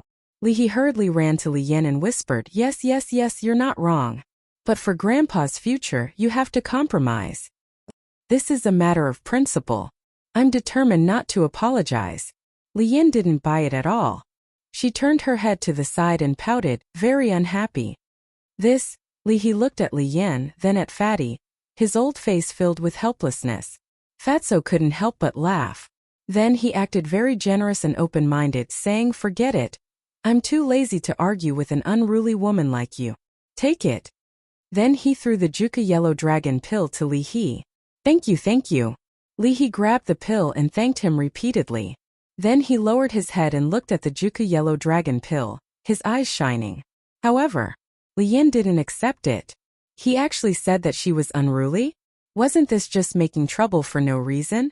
Seeing that the situation was not good, Li He hurriedly put away the pill and persuaded, "Yan, can you say a few words less? Grandpa is begging you." "Grandpa?" Li Yan raised her eyebrows and looked at Li He. "What's wrong?" Li He asked. Li Yan said, "I found that you've changed. You've become a little spineless." Li He's face darkened and he said angrily, "Go away, how can you talk to Grandpa like that? You're rude." "That's right." Li Yan snorted through her nose. To be despised by his own granddaughter. Li He felt bitter in his heart. Dong! But at this moment, there was a knock on the door. Li He sorted out his emotions, put away the Juku yellow dragon pill, and returned to his seat, saying, "Come in." Li Yan and Fatso also stood behind Li He. Fatso came here to work, so he had to act like a professional in front of outsiders.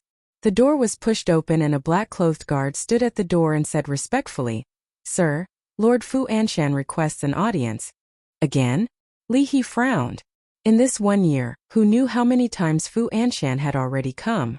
Every time he came, it was for no other reason than to inquire about the source of the Juku yellow dragon pill. The guard asked, "Then will you see him or not? We all work in the transaction pavilion. We see each other all the time. How can I reject you? Let him in." Li He sighed as a wisp of helplessness appeared between his brows. "Yes." The guard turned around and left. "Don't say anything later. This Fu Anshan is very shrewd. If we're not careful, he might discover something." Li He turned to look at Fatty and Hay and whispered to them. The two of them nodded. "Brother Li, I haven't seen you for a few days. How have you been?" Not long after, Fu Anshan came. He stood at the door and looked at Li He with a smile, as if they were old friends who had met for many years. They were extremely affectionate. In his hand, he was carrying an exquisite gift box. "I'm very well." Li He got up and smiled, saying, "Come in and sit." Fu Anshan walked into the lounge, turned around and closed the door. Then, he walked in front of Li He and placed the gift box in his hand on the desk. This is... Li He glanced at the gift box, then raised his head and looked at Fu Anshan suspiciously. He, this must be a gift for your grandfather.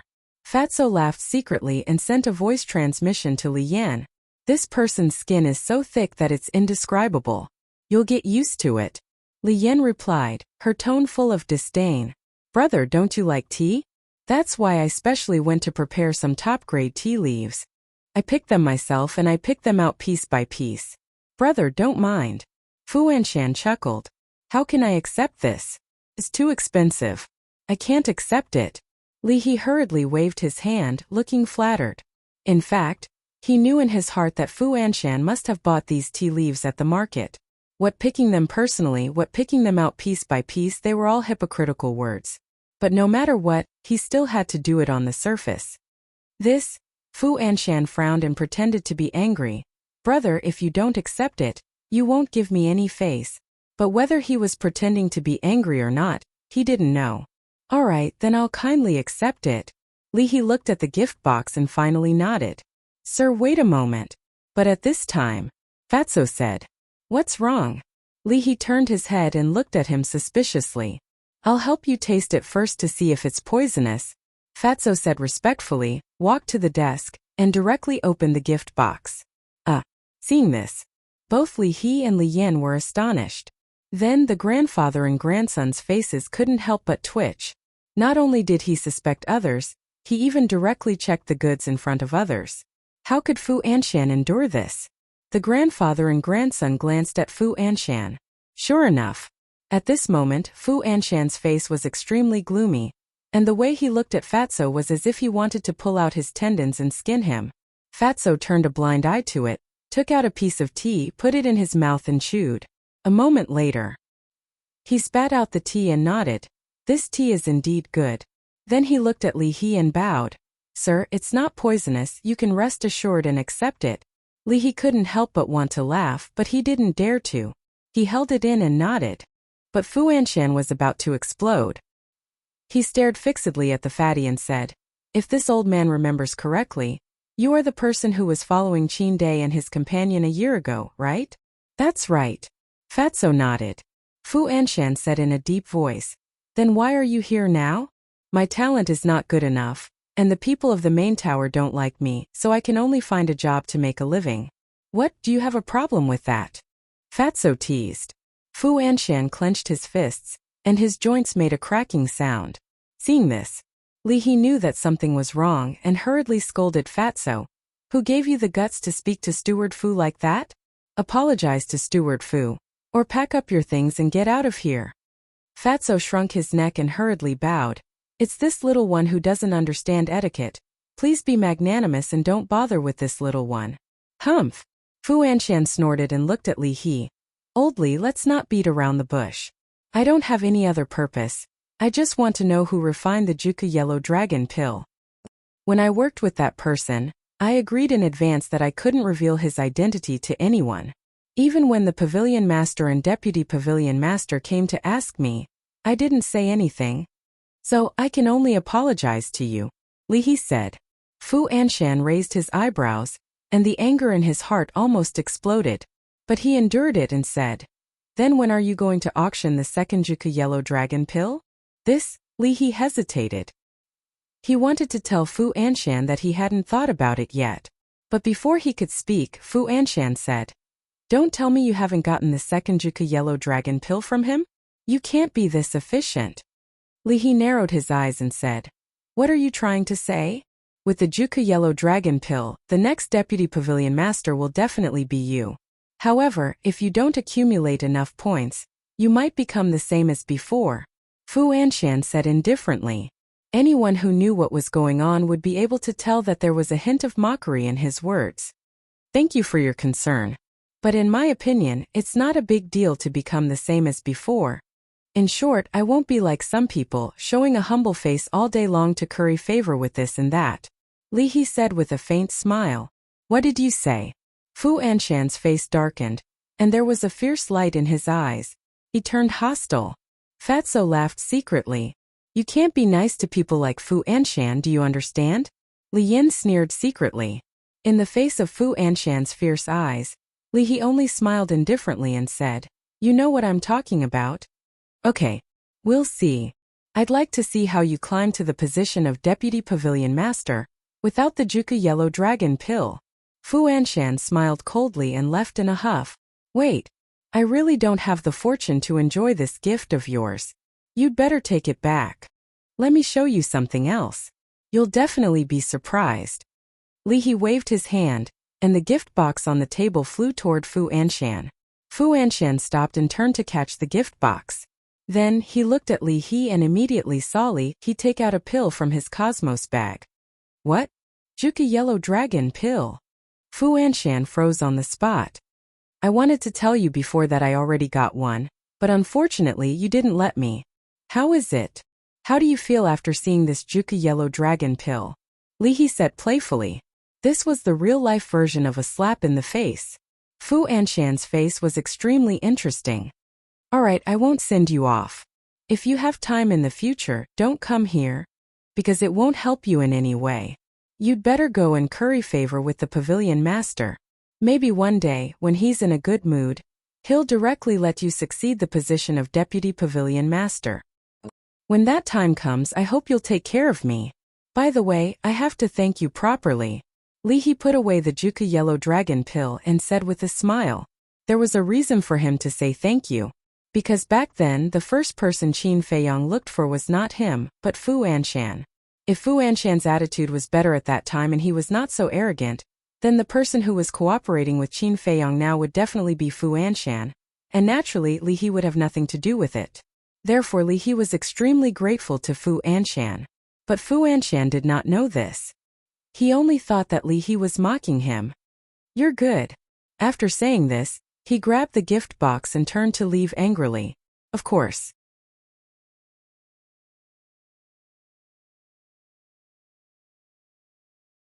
Chapter 884. Haha. Your face slapping is really satisfying. After Fu Anshan left, Fatso immediately gave Li He a thumbs up and laughed. Li He was also full of smiles. If it was in the past, even if he knew that the other party did not come with good intentions, he would not fall out with them like today. But now he had the confidence and was not afraid. Suddenly, Li He frowned and said, Say, when Fu Anshan sees you working here, will he think that it was you who gave me the 9-chew yellow dragon pill? Would he be so smart? Fatso looked down on him. That's true. Li Yin nodded. You guys. Don't underestimate him. Although he is a little arrogant, to be able to become the manager of the North City Trading Pavilion, it is enough to show that he is not a stupid person. Li He shook his head and smiled, but there was still a trace of worry between his brows. Don't worry, he looks down on us so much. He won't suspect us at all. Fatso said confidently. That makes sense. Li He nodded, feeling much more relieved. Li Yin looked at Li He, then at Fatso, her eyes flickering. Why are you looking at me like that? When Fatso noticed Li Yan's abnormality, he immediately became vigilant. Li Yin did not say anything. Fatso swallowed his saliva and said, Don't tell me you've taken a fancy to me? Let me tell you, I'm already a man with a famous flower. Don't be greedy for my beauty. Scram. Li Yan's face darkened on the spot. She had never seen such a narcissistic person. She asked, Has your boss come out of seclusion? Do you still need to ask? If he hasn't come out of seclusion, where am I going to find the 9-chew yellow dragon pill? Fatso looked at him as if he was looking at an idiot. Li Yin raised her eyebrows and said angrily, Can't you have a better attitude when you speak? Is there a problem with my attitude? Fatso looked at her seriously. I don't want to talk nonsense with you. I'm going to find your boss. Li Yin snorted, turned around and opened a teleportation gate. Ugh! Fatso was stunned. He chuckled and said, So you've taken a fancy to my boss. Let me tell you, my boss is also taken, and there are more than one. So you don't have to waste your time. Then he added, Besides, with your looks, my boss wouldn't even fancy you. You? Li Yin stared at him angrily, her eyes spitting fire. Why was this bastard's mouth so cheap? It was simply infuriating. Meanwhile, Li He shook his head helplessly as he looked at the two of them. Back to Qin Feiyang. After Fatso left with the Juka Yellow Dragon pill, he also left the alchemy room. Senior brother, how do I get to the martial arts treasury? After walking out of the first pagoda, he grabbed a young man and asked with a smile, "It's you." The young man was a little angry at Qin Feiyang's rudeness, but when he saw Qin Feiyang's face, he became polite. Because now, everyone knew that Qin Feiyang had the oracle token in his hands. He also truthfully told Qin Feiyang the location of the martial arts treasury. Qin Feiyang thanked him, then rushed into the sky and rushed into the depths. According to the young man, the martial arts treasury was near the fighting arena, adjacent to the resource hall. And the guardian of the martial arts treasury was an old man surnamed Wang, whose strength was unfathomable. Everyone called him Elder Wang. A moment later, a tall stone pagoda entered Qin Feiyang's sight. The stone pagoda was modeled with a total of 10 floors. The door of the pagoda was closed, and Elder Wang was sitting cross-legged in front of the stone door. When he saw Elder Wang in person, Qin Feiyang was quite surprised. Which of the disciples and elders of the main pagoda wasn't dressed in bright clothes? However, this old man was dressed in shabby linen clothes, and his white hair was messy. Not only did he look ordinary, but he also gave people a sense of sloppiness. "Greetings, Elder Wang." In front of the stone pagoda there was a small square. Qin Feiyang landed on the square, walked in front of Elder Wang and bowed. Although this old man looked ordinary, he didn't dare to underestimate him in the slightest. Because if he was just an ordinary person, why would the main pagoda master let him guard the martial arts treasury? One had to know. No matter where, the martial arts treasury was the most important place. Elder Wang slowly opened his eyes, looked at Qin Feiyang a few times, and stretched out his hand. "Give me the identity token." His tone was very calm, and his attitude was also very cold. Qin Feiyang took out the identity token and handed it to Elder Wang with both hands. Elder Wang looked at it, then returned it to Qin Feiyang and said, "You only have half an hour." Qin Feiyang nodded. Elder Wang waved his hand, and the stone door behind him slowly opened. Qin Feiyang glanced at Elder Wang, then strode into the stone pagoda. Boom! The stone door also closed. Qin Feiyang turned his head to look at the stone door, then turned back to look at the front. In front of him was a completely sealed stone room, about a few feet in size. The 4 walls were neatly lined with black shelves. These shelves were not made of iron but of stone, exuding an ancient aura. On the stone shelves there were gray stone boxes, many of which were covered with a layer of dust. At this moment, there was a woman standing in front of one of the stone shelves, glancing at the gray stone boxes on the shelf, but her back was facing Qin Feiyang, so he couldn't see her face. Apart from these stone shelves and that woman there was nothing else and no one else. It seemed very empty and cold. Qin Feiyang glanced at them one by one, then turned his head to the side. Just beside him there was a staircase. The staircase was also made of stone, leading to the second floor. But at the entrance of the second floor, there was a closed stone door. "Can't I go to the second floor?" Qin Feiyang whispered. "Yes, you can't go up." At this moment, the woman said without turning her head.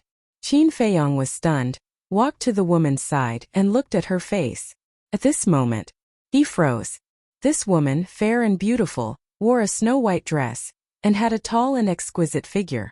A pair of big eyes crystal clear like black gems, shining with a charming light. Her long black hair draped over her fragrant shoulders, and exuded a faint fragrance. In short, this woman was very beautiful. However, this face was also very familiar. It was the woman Fatso fell in love with at first sight, Chu Xian. What a coincidence! Qin Feiyang muttered secretly, and said with a smile, "Should I call you Junior Sister Chu Xian, or Senior Sister Chu Xian?" Chu Xian had never looked at him. Hearing this, she was stunned and turned to look at Qin Feiyang. Xiu. At this moment, her beautiful eyebrows raised, and there was a trace of disgust in her eyes. This made Qin Feiyang puzzled. First, he had never offended her. Second, he had never bullied her. Why did he look at her like that? Qin Feiyang said with a faint smile, "Is there a misunderstanding between us?" "Humph! Have you forgotten? A year ago, what did your companion say about me?"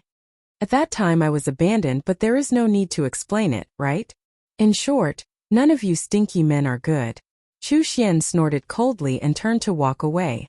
Qin Feiyong smiled bitterly. The companion that Chu Xian referred to was undoubtedly Fatso.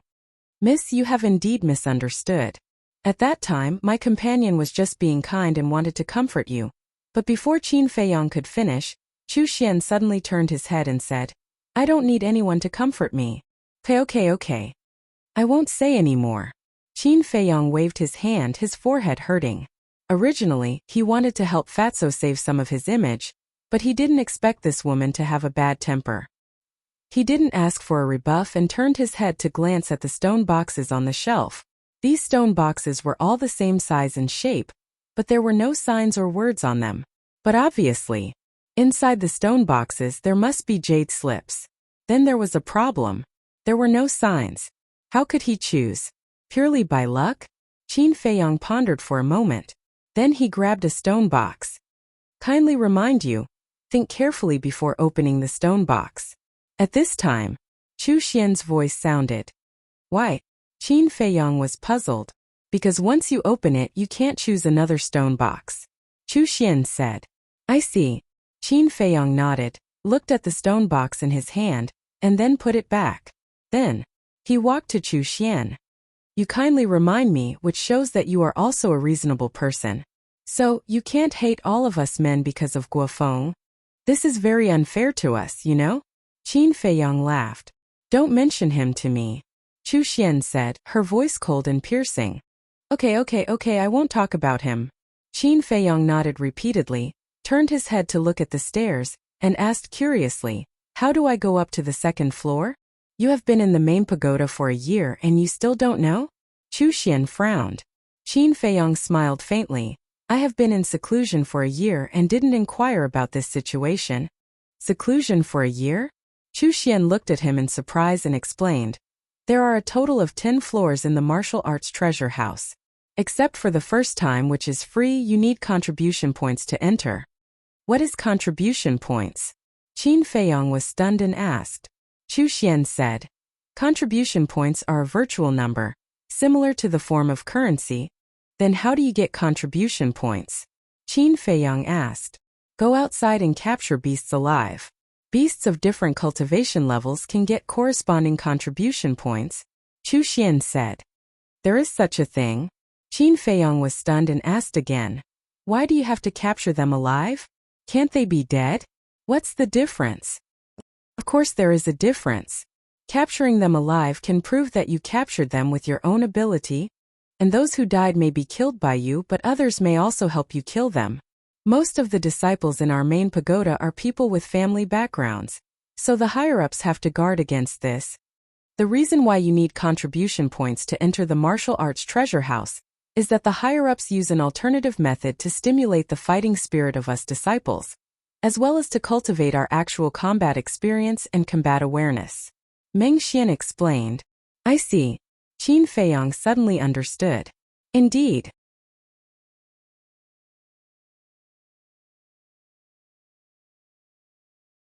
Chapter 885. Because without actual combat experience, there is no chance of winning against people of the same level. In fact, even someone with a lower cultivation base than you could possibly kill you. On this point, the head pagoda was very thoughtful.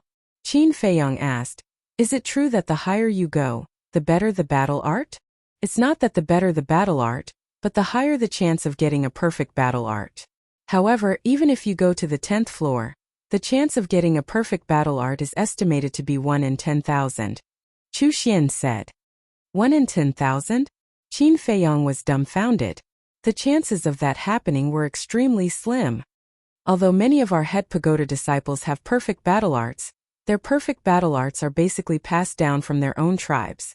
It can be said that people who can get a perfect battle art in this martial arts treasure house are very rare. Just like me, over the years I have entered the martial arts treasure house if not 100 times, at least 90 times, but the best battle art I got was only a superior auxiliary battle art. Chu Xian sighed. Then have you been to the upper floors? Qin Feiyong asked. I have been to the 2nd floor. As for the 3rd and 10th floor, the contribution points required are too much, so I have never been there. Chu Xian shook her head.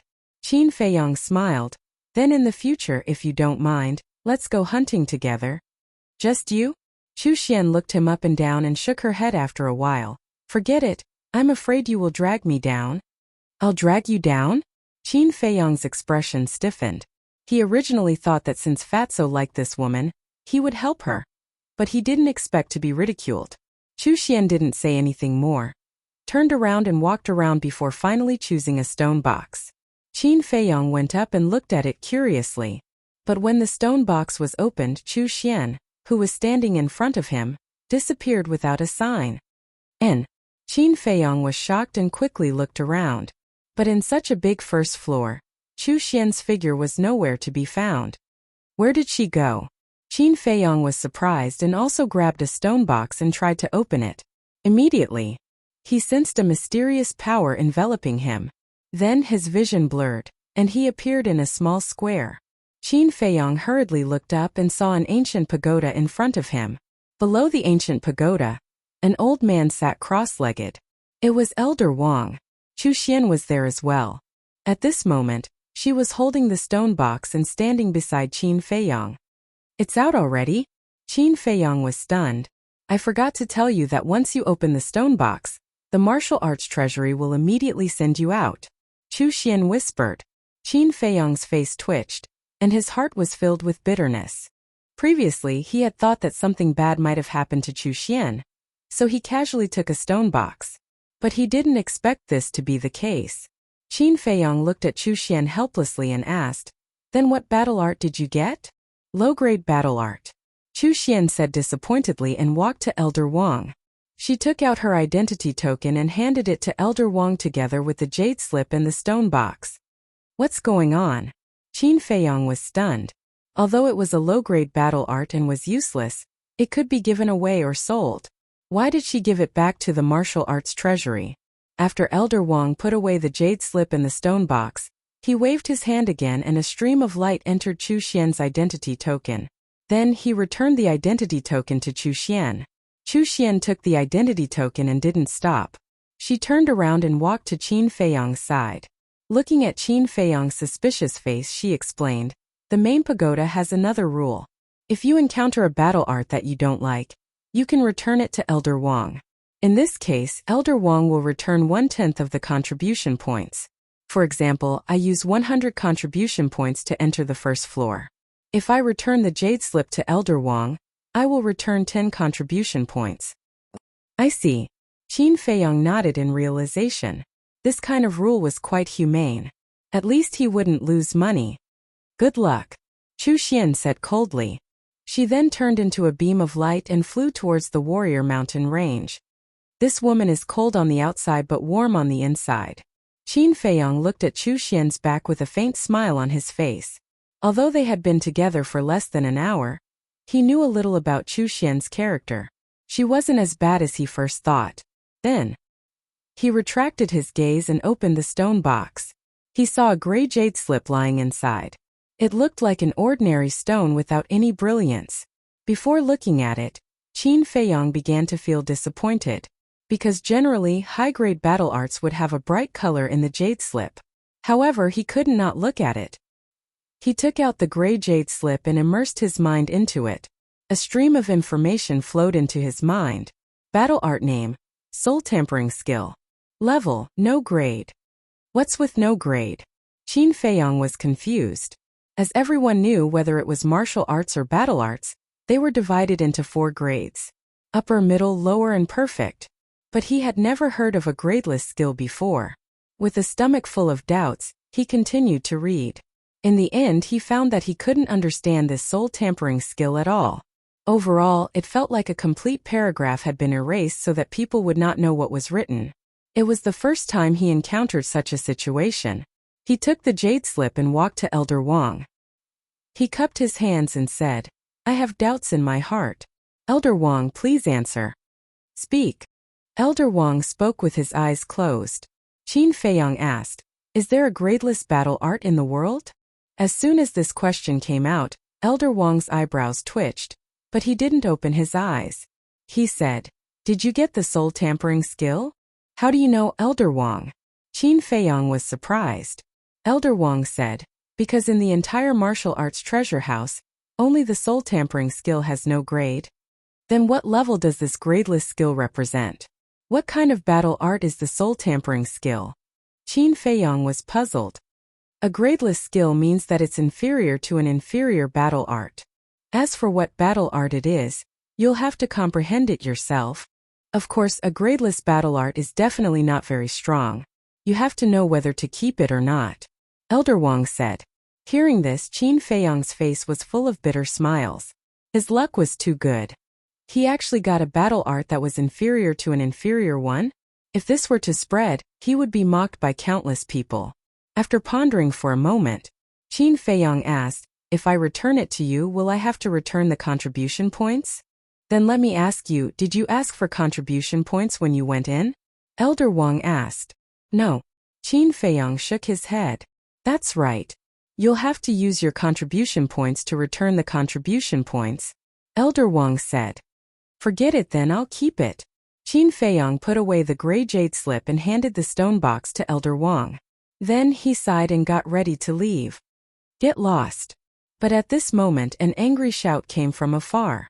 Qin Feiyang looked over and saw two figures standing opposite each other in the void half a mile away. One of them was Chu Xian. The other person was a young man in purple. He was quite handsome but very unfamiliar. The two of them seemed to be arguing about something. Qin Feiyang observed for a while. Seeing that the two of them had not stopped arguing, he turned into a stream of light and flew over. At the same time, Elder Wang opened his eyes and looked at Qin Feiyang's back. Two rays of light burst out of his eyes.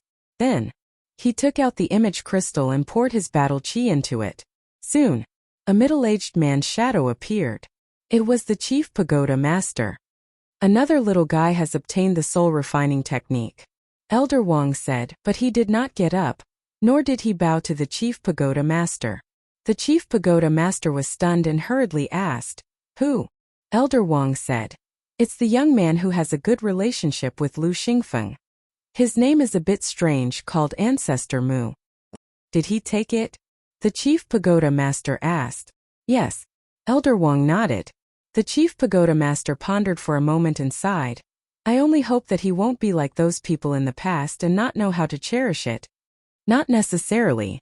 After so many years, there have been many people who have obtained the soul refining technique. Among them, there is no lack of talented geniuses, but none of them have been able to comprehend the true meaning of the soul refining technique. In short, it's best not to have too much hope, Elder Wang said. That's true. The Chief Pagoda Master nodded and smiled, but we still have to pay attention. What if he comprehends it? Slim. Elder Wang said casually, then turned off the image crystal and closed his eyes. The place fell into dead silence again. Chu Xian, I was really wrong. Can you forgive me? I swear, I will treat you well in the future and never let you down again. Swear. Guofeng, do you think I'm a 3-year-old child? So easy to fool?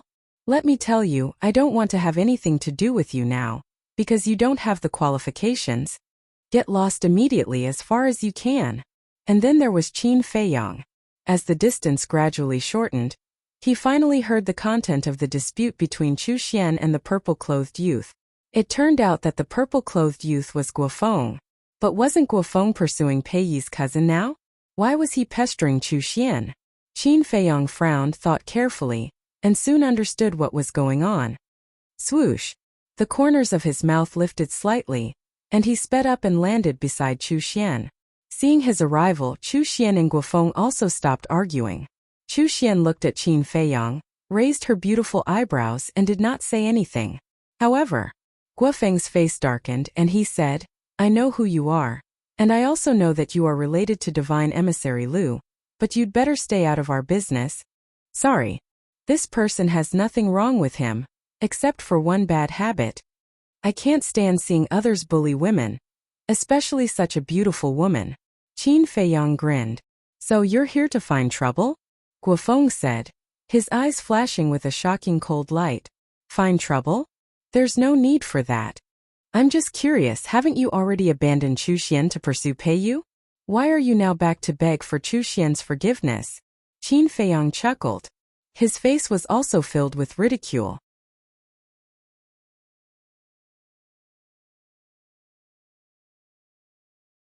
Chapter 886. If you don't say it, then I'll guess. Is it because Peiyu doesn't like you at all? Qin Feiyang laughed. Guofeng still didn't say anything, but a trace of killing intent had already appeared in his eyes. Qin Feiyang didn't care at all and continued, thinking about it, when your scorpion tribe was still around, Peiyu didn't like you, let alone now that your scorpion tribe has been exterminated. Have you said enough? Guofeng's eyes immediately turned blood red. Don't be angry, I'll just say one more thing. As a person you have to have some conscience. Since you've already abandoned Chu Xian, then don't harass her anymore. Qin Feiyang said. Harass? With my status, it's her fortune to take a fancy to her. Guofeng roared, somewhat hysterical. Chu Xian was also angry. However, Qin Feiyang reached out to stop her and looked at Guofeng with a smile. If it was in the past, I wouldn't dare to deny what you said. After all, Chu Xian's family is only a small tribe. But now, other than the title of the king of the third peak, what else do you have? So get it straight, it's not that Chu Xian isn't worthy of you, it's that you aren't worthy of her. Qin Feiyang said with a smile. Guofeng was about to explode. Don't deny it, it's the truth. Alright, stop pestering me. If others see you, where will you put your face in the future as the king of the third peak? Qin Feiyang waved his hand as if he was chasing away flies. Boom! The infuriated Guofeng's aura suddenly erupted as he threw a punch at Qin Feiyang.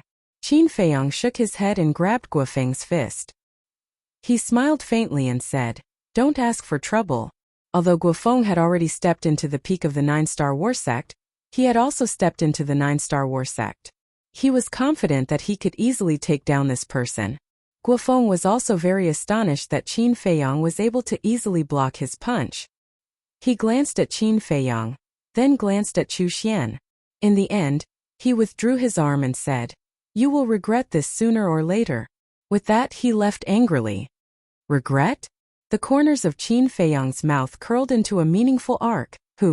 In the meantime, Chu Xian also heaved a sigh of relief. She turned to Qin Feiyang and said, Thank you. It's a piece of cake. Qin Feiyang glanced at her, turned around and waved his hand with a smile. Then he walked away. Back to Tower 1. Qin Feiyang happened to meet Mu Qing. But Mu Qing didn't say a word to him. She didn't even look at him. She just brushed past him. Obviously, Mu Qing was still brooding over what happened a year ago.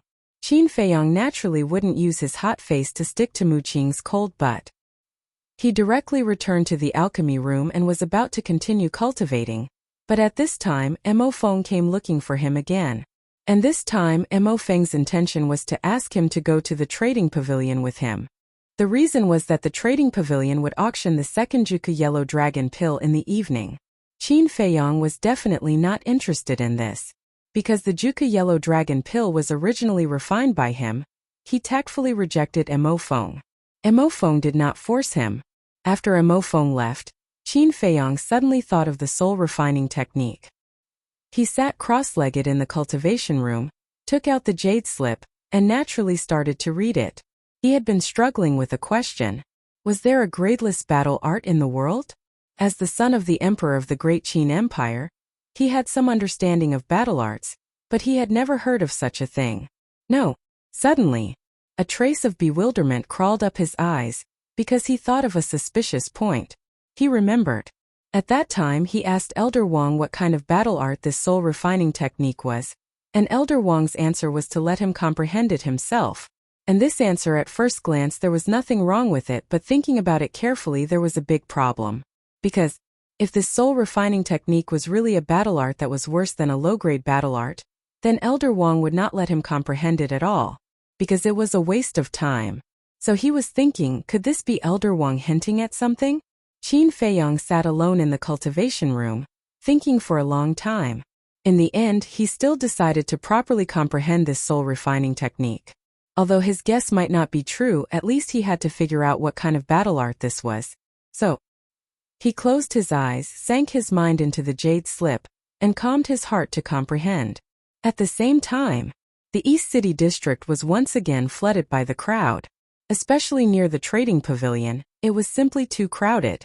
Now, to enter the trading pavilion, even the people from the major tribes had to queue up.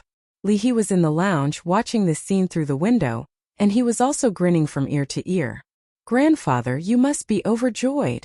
Suddenly, Li Yan appeared out of thin air, hugging Li He's arm and giggling. "Of course." Li He laughed and then asked, "Have you seen that kid?" "No. I knocked on the door for a long time but he didn't even respond." Li Yan pouted, very dissatisfied. She didn't pick the right time. When she went, Qin Feiyang happened to go to the martial arts treasure house. Naturally, no one would respond to her. "Silly girl, to deal with this kid you have to be patient. But you have good taste since you can take a fancy to him, because this person's future achievements will definitely be limitless." Li He rubbed Li Yan's head and smiled. "Take a fancy to him?" Li Yan was stunned. "If you don't take a fancy to him, why did you go to him?" "Yan, don't be shy in front of grandfather," Li He said. Li Yan wanted to cry but had no tears. Actually, the reason why she went to look for Qin Feiyang was purely to fight for justice for Li He, because Li He waited for a full year for a Juka yellow dragon pill. But she didn't expect Li He's imagination to be so rich. In the evening, the auction finally began, hosted by Li He personally. The entire auction house was filled with the sound of bidding, and it lasted for half an hour before it ended. And the final winner was still someone Qin Feiyang knew, Pei Yi. Time flew by. The next morning, Qin Feiyang, who had been comprehending the soul refining technique, suddenly opened his eyes, his face full of surprise. After a day and night of comprehension, he didn't manage to comprehend anything. Could even be said that he gained nothing. But because of this, he couldn't help but begin to suspect that this soul refining technique might not be as simple as Elder Wang said. Because, in the past, even if it was a perfect battle art, he could thoroughly comprehend it overnight. But the soul refining technique was profound and difficult to understand. This meant that it might be a very amazing battle art. However, he didn't continue to comprehend it, because he had already told Emofeng that he would go to the Longfeng house today. He put away the jade slip and got up to wash up. The alchemy rooms here all had a special place to wash up in the lounge. After washing up, he took out a brand new white robe and changed into it.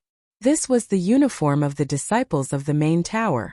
Immediately after, he walked out of the lounge, opened the stone door, and happened to see Emofeng and Pei Yi walking out of their respective alchemy rooms. The moment the three of them looked at each other, they were a little stunned. Then Qin Feiyang and Pei Yi smiled at the same time. As for Emofeng, there was also a trace of a smile on his face, but it was still very stiff. For someone like him who didn't like to smile, it was too forced to smile. The three of them turned around at the same time and closed the stone door. Then Pei Yi and Emofeng took a step forward and landed beside Qin Feiyang. Pei Yi smiled and said, "Where's Qin Day? He should still be cultivating, I'll go call him." Emofeng walked to the door of the number 9 alchemy room and knocked hard on the door. After a while, Mu Qing came out. However, when she saw the three of them, she only nodded at Pei Yi and Emofeng with a smile, ignoring Qin Feiyang at the side. Pei Yi noticed this subtle change immediately and looked at the two of them suspiciously, but he didn't ask much. A proud person like him would not casually pry into other people's private affairs. Under Pei Yi's instructions, Emofeng opened a portal and the four of them walked in one after another. Longfeng Pavilion. On the street in front of the door, there was an endless stream of people. Among the crowd, Qin Feiyang and the other three appeared out of thin air. Qin Feiyang looked around with a surprised expression on his face. It was still early in the morning. Why were there so many people rushing into Longfeng Pavilion? The people rushing in from all the streets basically all entered Longfeng Pavilion. There were rich tycoons. There were people from the various tribes. There were also many disciples of the main tower. In short, those who entered Longfeng Pavilion now were all people of a certain status. As Pei Yi walked towards the restaurant, he smiled and said, "You guys don't know, but today is the day to sell Longfeng wine." Longfeng wine? Qin Feiyang was stunned. Now that he said that, he remembered that Longfeng Pavilion would sell a jar of Longfeng wine every month. It seemed that these people were all here for the Longfeng wine. Mu Qing glanced at Pei Yi and Qin Feiyang and secretly said to Qin Feiyang, "Come with me, I have something to say to you." Qin Feiyang glanced at him and sent a voice transmission. If you have anything to say, can't you just send me a voice transmission? Cut the crap, just go. Mu Qing's gaze turned cold as he said impatiently. Qin Feiyong frowned and looked at Pei Yi and Mo Feng. He cupped his fists and smiled. Senior brother Pei, senior brother Mo. Qin Day and I have some private matters to attend to. You guys go in first, we'll be there soon. Okay. I've already booked the room yesterday. It's in room 3 on the 10th floor. You guys can come up when you're done. Pei Yi stopped and looked at the two of them with a smile. Okay. Qin Feiyong nodded and then blended into the crowd with Mu Qing. Soon they disappeared from their sight. What is it that you have to hide from us? Mo Feng asked with a frown. Everyone has secrets that they don't want others to know. Why bother so much? Let's go. Pei Yi smiled faintly and led Mo Feng into Longfeng Pavilion. Qin Feiyong and Mu Qing walked down the street. After a while, Mu Qing saw a deserted alley and walked in. What are you trying to say? Qin Feiyong frowned. Mu Qing did not answer and kept walking until there was no one around. She then stopped and stretched out her hand. Give me my second grandpa's identity token. Just for this. Qin Feiyong was stunned. He took out the pure gold token and threw it to Mu Qing.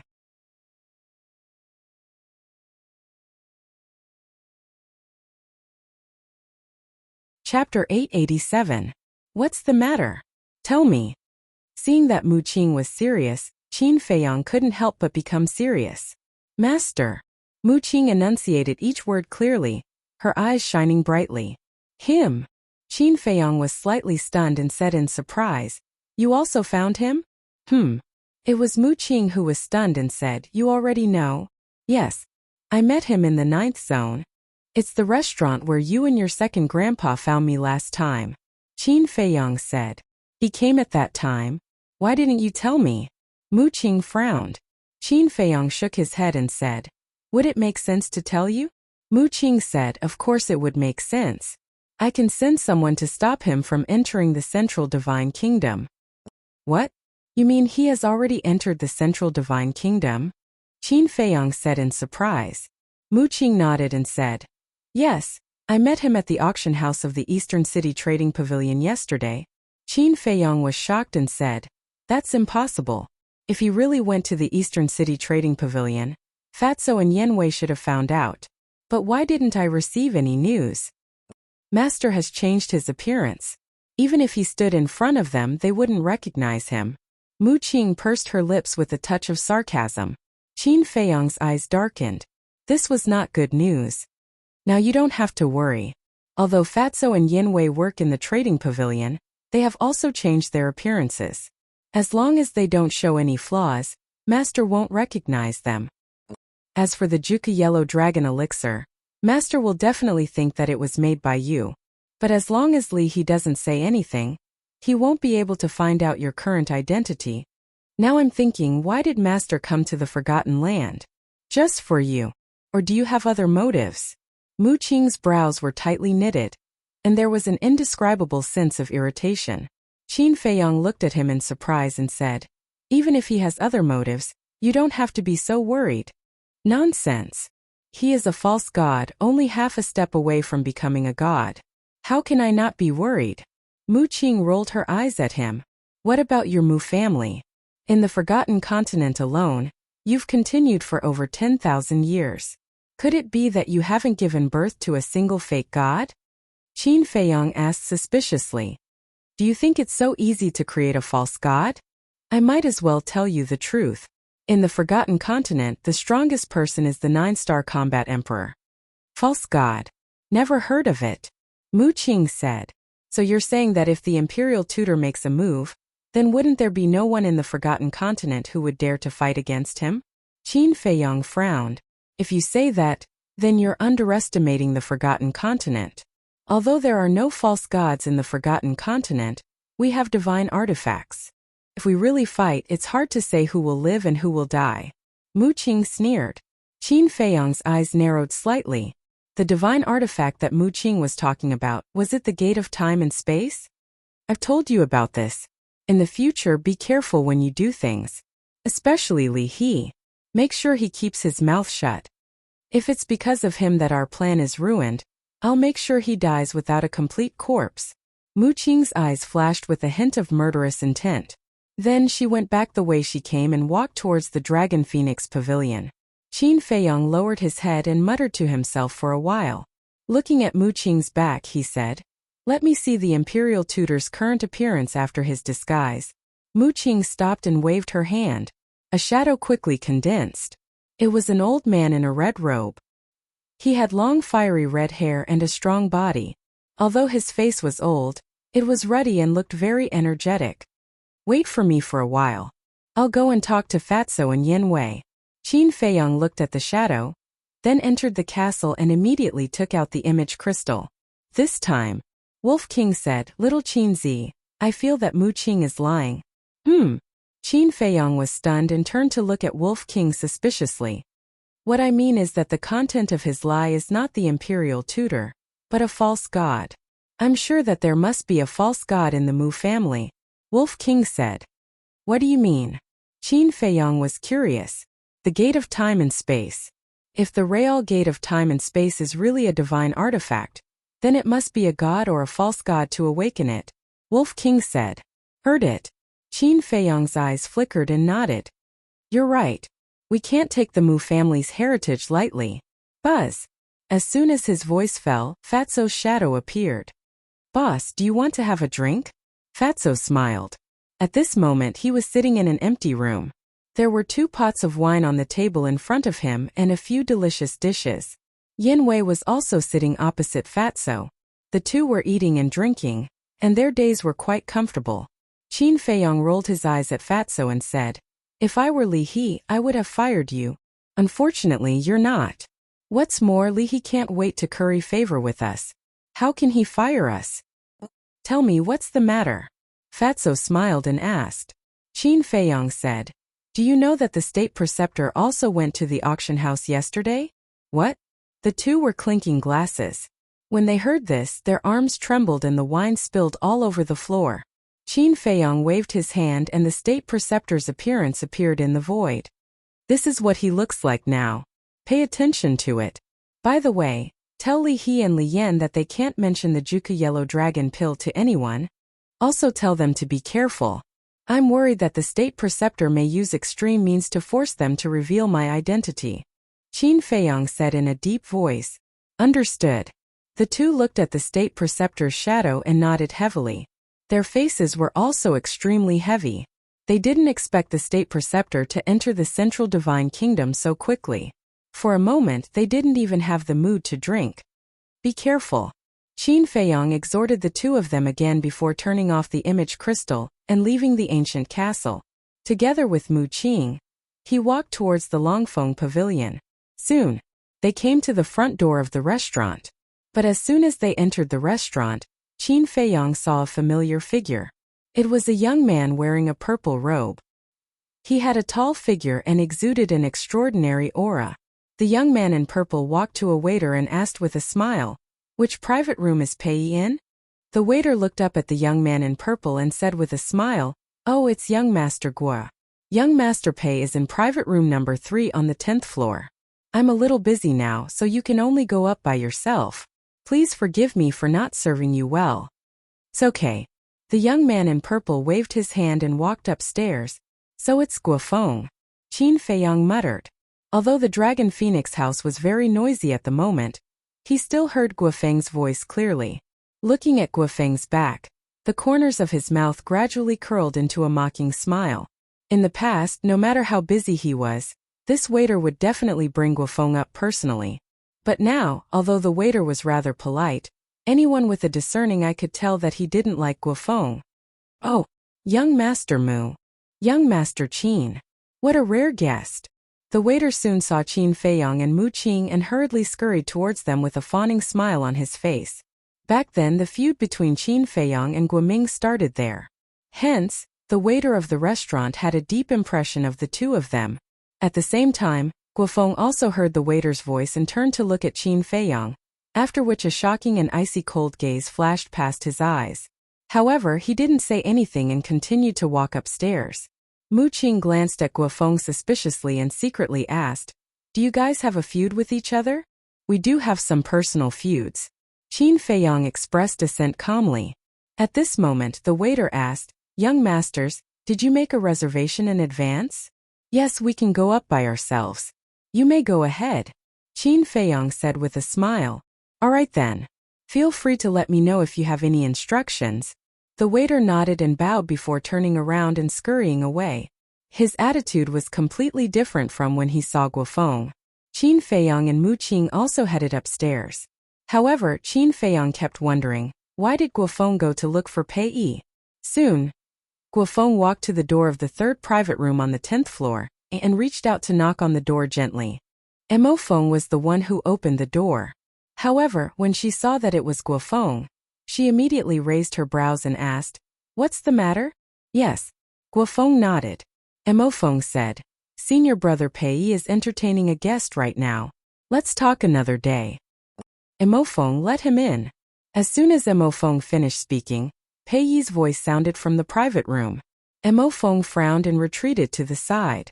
Guofeng strode in. Just as Mo Feng was about to close the door, she suddenly saw Qin Feiyong and Mu Qing walking up to the 10th floor and was about to greet them. "Shoo!" Qin Feiyong gestured for her to keep quiet and shot Mo Feng a glance. Mo Feng was stunned for a moment before she understood what he meant. She turned around and half-closed the door before walking towards the tea room. In the tea room, Pei Yi sat in front of the coffee table with a calm expression on his face. His actions were steady and he exuded a domineering aura. Guofeng walked towards Pei Yi and said with a smile, "You really know how to enjoy life? Life is short. I naturally have to enjoy it when I have the chance. Please take a seat." Pei Yi smiled calmly. Guofeng walked toward Pei Yi and took a seat opposite him before scanning the room. The private room was not very luxurious, but it was simple and elegant. There was a separate dining room, bedroom, and tea room. However, at this moment, apart from Pei Yi and Mo Feng, there was no one else. Guofeng asked suspiciously, "Mo Feng, didn't you say that you were entertaining a guest? They haven't arrived yet." Mo Feng, who had just entered the tea room, heard Guofeng's question and said expressionlessly, "May I know who these guests are? They actually made Brother Pei host a banquet personally?" Guofeng's eyes lit up and he asked with a smile. Pei Yi smiled and said, "Let's talk about the purpose of your visit first." Hearing this, Guofeng fell silent, seemingly unsure of what to say. Pei Yi was not in a hurry. He picked up the teacup and slowly tasted it. A moment later, Guofeng gritted his teeth and looked at Pei Yi before saying, "To be honest, Brother Pei, I'm here for Pei Yu." Hearing this, Pei Yi was not surprised at all. Clearly, he had already known the purpose of Guofeng's visit. "You're tuning in to the Li Mei Sword of Destiny YouTube channel. We're so grateful for your support, and don't forget to subscribe to join us on this incredible journey through captivating stories. Your generosity through donations truly makes a world of difference, as it's the primary source of revenue that allows me to expand and enhance this channel for you. Thank you from the bottom of my heart for being a part of this adventure."